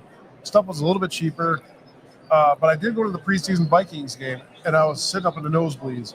And up in the nosebleeds, if I have ever been in jail, that's what I would imagine it to be like. The nosebleeds sucked. There was nothing there. I had to deal with a bunch of assholes. I left because the fans just sucked up there, dude. It's like you were given these tickets clearly. You're not even a Browns fan. You're not wearing Brown stuff. You suck. You're just here to eat a hot dog. I don't know why I referenced a hot dog right away, but You're here to eat the hot dog, not the nachos. yeah. Jared sent him So being County down- jail wasn't that bad, Mike. It was. being county jail is like being up in the nosebleed Yeah, seats. county jail wasn't that bad. I Send learned. the link to chat. I met some of the best rappers there and some of the I'm best not break getting hooks. any texts. Uh, Tell Um, send that to here. What's that? Here, can you send me that so yeah, my take on this whole ordeal is like, copy email? why are we even arguing? Like, why do we not want nice things on in Cleveland like that? Are we allowed to have nice things? Yeah, this goes far beyond just We can't. We are allowed to have nice things. Let's take the Browns aspect out of it, and let's bring in everything else that we could get to come to Cleveland Oh, in that same venue. money in the same venue. Final Four, Yeah. WrestleMania. It definitely opens the doors for a lot all year round events, man. Yeah, so that's an avenue which I agree with. Also, too, like the stadium is just old. Like I don't know if you guys saw the news report, I think a month ago, where the team was graded based upon the athletes that played for the team, and one of the lowest grades of the organization came from the Cleveland Browns, and part of it was the locker room was a D. Players rated your locker room a D because there's nothing to upgrade. You can't upgrade that old toilet anymore. D for dump. You can't move a wall and add space. You can't do anything newer to what's already been done to that stadium. It's maxed out. I'm a Cleveland boy. I was born and raised in Cleveland, and it was always outside football. That stadium. I mean, I even went to the old Municipal for games back in the day. But me as a Browns fan now, I'm ready for some new, fresh starts, and I think that happens with that dome being built and moved out. Another thing with where the location is of the stadium that we already have, you don't have 4 points of direction because you got a big lake in front of you. All right, so now you're right. You move that 15 miles out of downtown. It's not too far, everybody. Relax. You still get in your car. It's gonna be easier to get to, and you're by all circuits of highway, 90, 71, 77, Turnpike, airport is the back door. I mean, come on, y'all. It makes sense.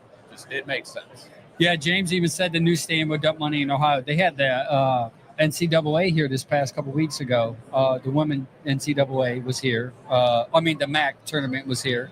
I mean, that can open up another avenue of football, SEC, or Ohio State can play there.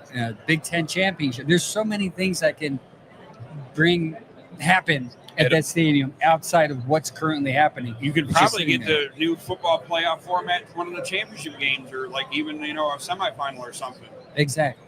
So there's so much pluses. I just don't understand how 57% of Ohioans don't like this idea. It's bizarre to me. I don't know. I want to see that. Give a little bit more time. I want to see. It's going to change. Age demographic. Because I wonder if it's the older traditional. Did that come out right away, and everybody was still on the old stuff? No, it just came out this week. Just came out this week. I find that hard to believe. 57% of local fans want the stadium to stay downtown. Right. Whether that's in a different area downtown, or whether that's at the current position or current area, that's not known. But at the same time, they tried for years to try to get the lakefront. Mayors before Mayor Bibb, even Mayor Bibb now, all of a sudden now he wants to kind of work out a deal. Because he realized, like, I'm going to lose out a lot of money.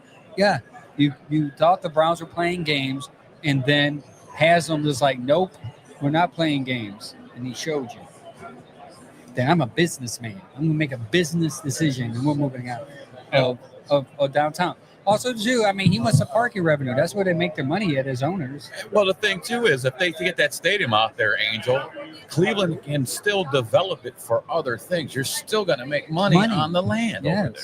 You might be able to actually utilize it better and to your benefit than have a stadium there. As crazy as that sounds. And a lot of the money's going to come from outside people that come in. Right. You know, a lot of events come in, a lot of a lot of rental car. Like, who in Ohio locally does rents a car? Nobody. And it's a 1%. Yeah, and who can listen? I went to Disney, and I took an Uber. Do you know how many taxes are on that Uber? Like 5. Wow. There's a local tax, obviously, and then there's a rider tax, and there's an event tax for people that come out of town to use that platform at the airport. So there's an airport tax. So people, guys, believe it or not, other states tax people that visit them. That's okay. There's a reason why they're visiting you. People want to go there. Tax them. People want to come here. Put tariffs on Florida. Yes. Make it make money, man. Yes. Make it make money. So let's tax them a little 1% on the hotel stay. They're paying for not us. Let's tax them and enjoy the benefit of it. I mean, I could just imagine, man, going down to a whole new facility like that down there. Nice dome, everything like that. Not only that, what's going to be around you? You quit acting like you know him, Mike. Mike saying hi. Listen, I hide my friends. Mike from Adam. Mike's like, that guy looks like a Sam. I will be right back. Hi, Sam. You got lucky. I'll be right back, gents. I can't hold this no more. My teeth. No. Yeah. You guys are the ones keep bringing it up. I actually got to go pee. I'll be right back. All right. He's going to leave. While he leaves, I'm going to talk to you about another sponsor there. We have Doug White from Allstate Insurance. He is located in beautiful Olmsted Falls, Ohio.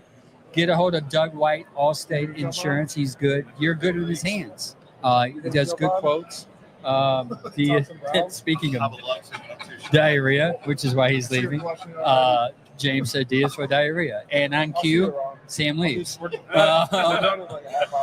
nonetheless, shout out to Doug White from Allstate Insurance. Give him a call. Let him know the Bearded Brown sent you, and let's see if he can save you money. On average, people save $500 in switching insurance companies a year. So maybe he can save you some money, and then you can use that buying Browns tickets in a new stadium whenever they decide to make it. And maybe the Haslams will have the new stadium insured by Allstate, Doug White, as well. Mike looks like a kingpin answering the phone with the headphones on.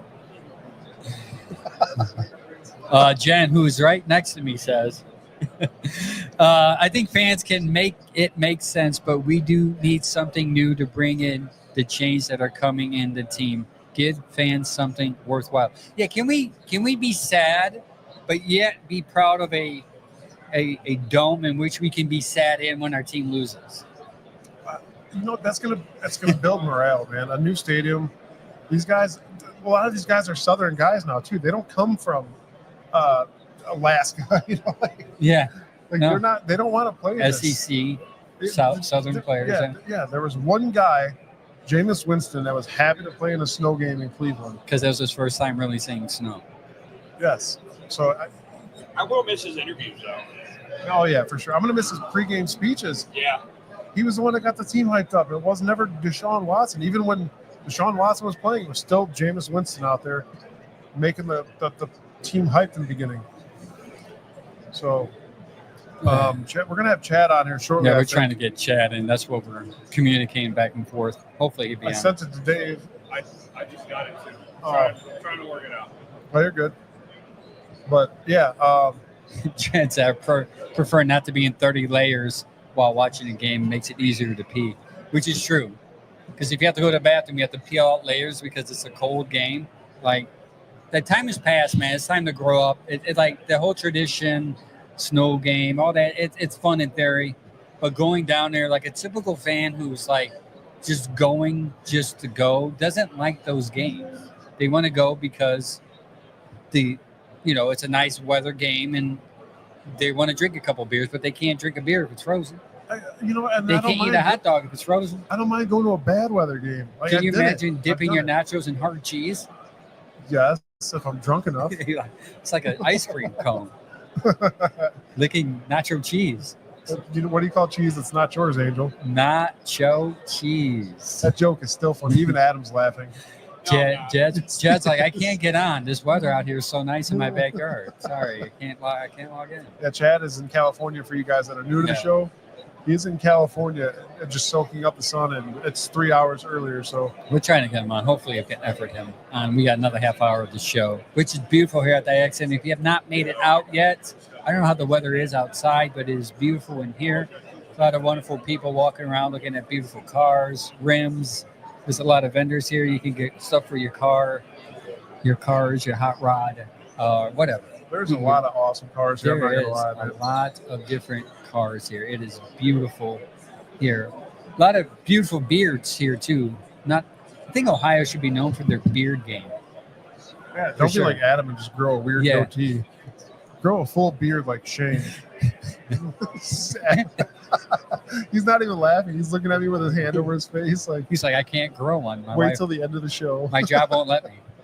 That's people's excuse is like, my job won't let me. Come on, man up. Do you really need a job? Do you Adam, really need pay does your your bills? job not allow you to have a beard? I just can't grow and I'm follically challenged. I can't help it. Hey, Sam's Beard follically Gains Beard challenged. Oil will help you grow a beard. Go to beardgains.com, use Bearded Browns at promo, save 10%. Yeah. What did I miss? Speaking of which, I'm back. Follically challenged. speaking of growing beards or not being able to, how you doing, Sam? How was your bathroom? It was nice, man. It's getting busy in there. It's like waiting for a ride at Cedar Point right now. Oh, Well, everybody's drinking. So. I mugged a few kids, pushed them out of the way. I got. Did you give him a bearded brown I, sneaker while you did? I gave him the old school. Remember old school Will Ferrell when he got hit with the tranquilizer dart and he was going to the pool. He's like, I'm a local celebrity. Watch out, I go pee. Yeah, don't you see? Don't you know? He moved a kid while peeing at the same time, which is shouldn't be saying online because that's weird. But In the line to the in bathroom, line I to was the mugging bathroom. kids up. Yeah, he was like, Adam's like, how are these guys still on the show? we still get a following. I don't know. Dude, I had a cup of coffee this morning, like 4 waters, man. I gotta. Gotta go First back. and last live on Red Line Network. Yes. Yeah, first and last. Sorry, it was a good run. It was It was a good good for run. him. Exactly. Wow, I was gonna say lasted. the exact same thing. Come out to the IX Center. You still got time to see these cars. You still got a half hour to come see the booth, say hi to gonna us, come in take like, some stickers. What the hell are we talking? Chad's like, what are you guys talking about? Poop, Chad. Come on, you know the routine. We talk about poop. We talk about poop every week, Chad. Come on. This is Saturday. This is not a Tuesday show where it needs to be stats and facts. We talk about Stats and poops and facts. boops. That's it. And then the Browns. And then, the And then Browns. maybe a little Poops Browns. and Browns. Honestly, what are you guys looking forward to most this year for the Cleveland Browns to do? Anybody? I'm Not drafted Dual Carter. You say really not drafted? not Will Carter? drafting. Really? No, Why? not Wow. one. Hot take. Hot take. Why not? I see a lot of, we'll call him Courtney Arrington. I see a lot of combination of the both, LeVar and Courtney Brown. And then I think the injuries are holding me back. It was a shoulder injury against Notre Dame. Then coming into the combine, it was his foot. I just don't like the idea of him having these injuries coming into the season. I just think he's going to be a bust. A bust. He Wow. said I mean, anything's possible. Abdul's a bust. My argument with the injury thing, I think we talked about this earlier, was like Miles plays hurt every year. Every year, Miles gets hurt. There's some type of nagging injury Miles is dealing with, but yet he still plays through it. I think Abdul can be that person to play through injuries if he does. I'm a little worried about his size. He is slim for an edge rusher. But here's the good news about Abdul. If he does not work as an edge rusher, he has played middle linebacker in Penn State. So you can move him in the middle. He had done coverage. He was a coverage linebacker that also rushed the quarterback. So he does have versatility. So maybe from that perspective, get him at number 2, and you can add another layer of play in his repertoire. Maybe that can add value to his pick. Yeah. But I'm looking forward to a new chapter. Hopefully, getting rid of what was dysfunctional last year, which was the scheme, and getting back to what we knew worked best is what I look forward to, which is wide zone, run first, or run half the time, and then set up play action is what I'm looking forward to, because I think that's where Kevin excels, and that's where I thought we excelled at when Baker was here in general. Yeah, that and I think us not telling. Remember the stats show that we had where we talked about how much Kevin Stefanski ran and passed between him and Dorsey? Yeah, and it it was was huge. like a 30% difference. Yeah. If you go out there and tell everybody you're going to be passing the ball, that's your main focus. You just don't do that. You got to tell these guys, like, hey, man, look out for what's going to happen, because you never know. Is it not working? Yeah, so we'll see what happens with the new Kevin offense. Well, same Kevin offense, which is weird, but new compared to last year. Run pass differential in 2024. I'm just trying to see where Cleveland was ranked. Cleveland, 37% run, 62% pass last year. Bottom of the league. Bottom 2, Cincinnati was dead last, and we were second to dead last in the league, unfortunately. The best pass run ratio was the Philadelphia Eagles. They had a 58% run and 41% pass, and they won the Super Bowl. You need to have a high flying offense in order to win the Super Bowl. Just got out the window with Philadelphia last year with that 58 running the times, 58% of the time. And that comes from having a good running back like Saquon Barkley, and obviously the tush push has a huge part of that, and having a quarterback who can run the ball and hurts, has the ability at least to run the ball. Baltimore was number 2, by the way. Pittsburgh, top 5 in the run first, pass second. All these teams are winners, by the way. All the teams besides, Detroit, top 5. Indy didn't make it. Buffalo, Chargers, Atlanta, San Francisco, top 10. So obviously, run first, pass second should be ideal. You have to, especially in this league. Especially if the offensive line goes back to what we were doing last year. Everything should work in our favor with running the ball. 100% agree. Like I said, I want to see more of them offensive linemen getting out there and them swing blocks, man. I want to see more of that outside stuff. We can do it. We've got the same guys. Implement it again. It worked. Like I said, it worked before. Let's run it again. So you think the problem with outside of just the injuries that hurt us last year, because I do think Andrew Berry undersold the injuries in the beginning of the year. I think he thought they were going to be healthy. Absolutely. Our offensive line guys, I think they were already having problems. They were banged up in training camp. Yeah. You know what I'm saying? And that bled into the season. And them first 2-3 games, we said, what happened to those guys? And what happened to them was they were banged up and hurt already before the season started. Yeah,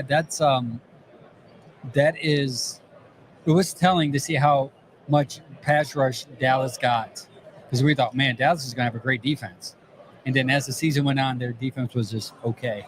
But when they played us, their pass rush, they were getting in Watson's face quick. Yeah, it was like just the doors were open. They're like, get him. I was like, wow, the guy's got no time to.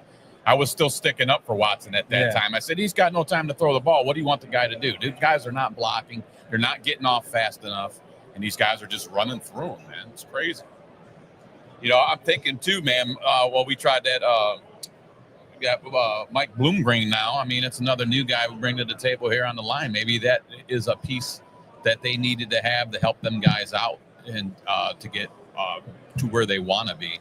And like I said, this offensive line is going to be night and day because now they're going to be healthy. They're going to be more healthy. So. Yeah. I think having them healthy and then getting depth that we talked about earlier, the 2 offensive tackles, helps. I would just like to see maybe one good, solid starter. Maybe Zinter could be that guy that we're not talking about right now because he was injured last year. Maybe he can help solidify the depth. Was Zinter originally a center? No, he's able to play guard and center. Okay. So yeah, I think.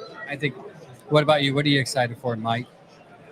I am excited for just a subpar team right now. Honestly, like I said earlier, I'm not going to get my hopes up and think that we're going to do something big with a drafted quarterback and possibly a drafted running back right off the rip. It's not going to happen overnight. It's not going to happen at camp. I'm just going to go into the season with almost little to no hope and hope that they could turn it around and show us something else. Because my big hope is 500 ball, get the pieces you need, and this is a process. This is not going to be fixed this season. So delusional Brown fans out there, relax.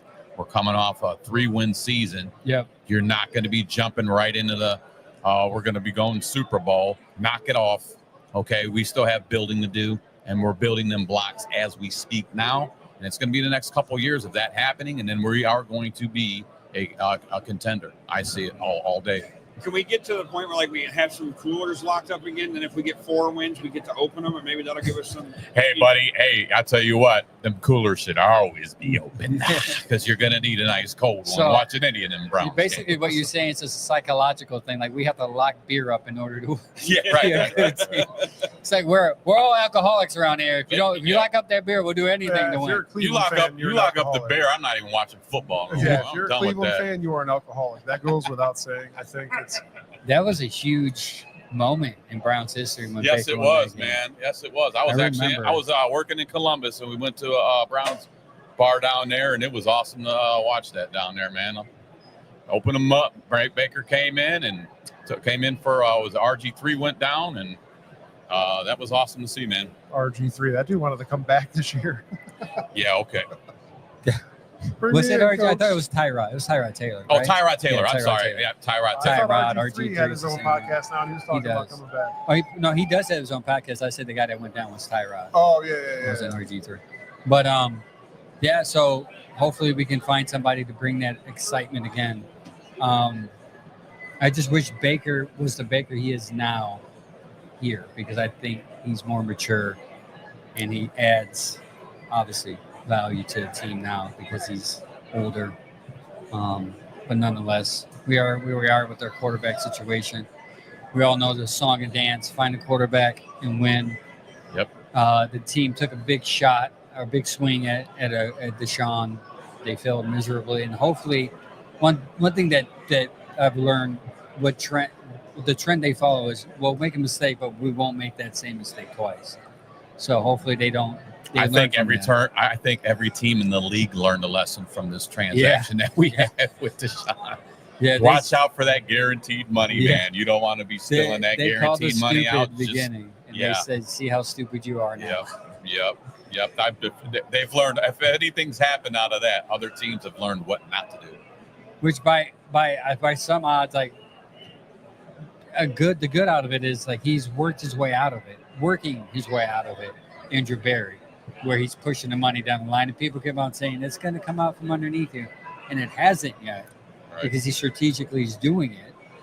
I just hate the fact that we had to do it, and we have to suffer a couple of horrible years to get to where we should be at. We're half still a doing decade. Yeah, we're still doing it, man. It feels like it's been a nickel of that, man. Yeah, when it's all said and done. I mean, you're looking at about 4 or 5 years ago, we had to go through that. it stinks. It stinks as much as it stinks, but hopefully we can reap the benefits. Is there any likelihood of us getting rid of Deshaun Watson this year or next year?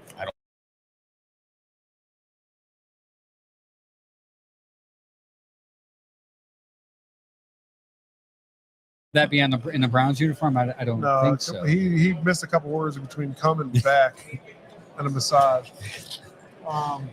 Let's hope not. I'm done with that. Yeah, I'm not. Oh, I don't man, know. that was rude. I mean, I'm I guess done with like if that. he's on the roster and you need a quarterback to play, I guess you have to roll the dice because you have to roll the dice. But I don't see him. I don't know. I don't see it happening. I was hoping not to ever see him in the building again, but here he is Working out. rehabbing right now. I'm not all for that at all. And in Browns gear, we brought it up last week where he was in Browns gear Working out rehabbing, and in the facility. Yeah. just irritates. the hell out of me. Unfortunately, he's still going to be around for a while because he has to be. He's going to be on that roster because he has to be. We still own that money. We still got, 2 years left of this contract and paying him out. Do you Hopefully, see Kevin playing him ever again? I hope not. I mean, but I hope they draft a young guy. I don't think they can. crazier things have happened before. Yeah, And let's yeah. not forget about the 5 quarterbacks we just had like 2 seasons ago. So who That's knows, true. you know? Hey guys, we're losing internet connection here. I don't know if it's the people that are walking in here but we're Probably. losing. It's Yeah. buffering big time. Yeah, my phone isn't. My even phone, working. actually, Dave, I've seen that. My phone actually went out. Facebook dropped off. Yeah. Yep, So yep. I don't know if it's the traffic that's going on in Interesting. here. All right. My T-Mobile hotspot is working great. Shout out T-Mobile. What do we got? We got 140. Would you try to wrap this up? 140. What are we trying to do here? Yeah, I Yeah, we would can do wrap that. it up, guys. Thank you, everybody, for joining us today here at the Piston Power Show at the Ag Center. Also with Redline Network. Come out here, see the cool cars. Yes, so come out and see some cool cars.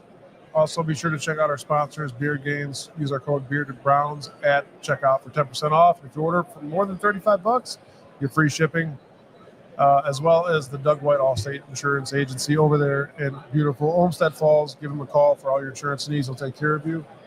And until then, we will see you guys Tuesday. Thanks again, Dave, for having us out here, man. It's been a pleasure. Thanks, Redline Network. And the problem. boys We'll do out here, man, are great hosts, man. You guys are awesome dudes, man. Yeah, we'll do some more stuff together. Sorry, guys, that the internet's going. I don't know what's going on. That's all right, buddy. Center. All right, guys. All The right. stadium was by here. We're up better internet. Yeah. Go Browns.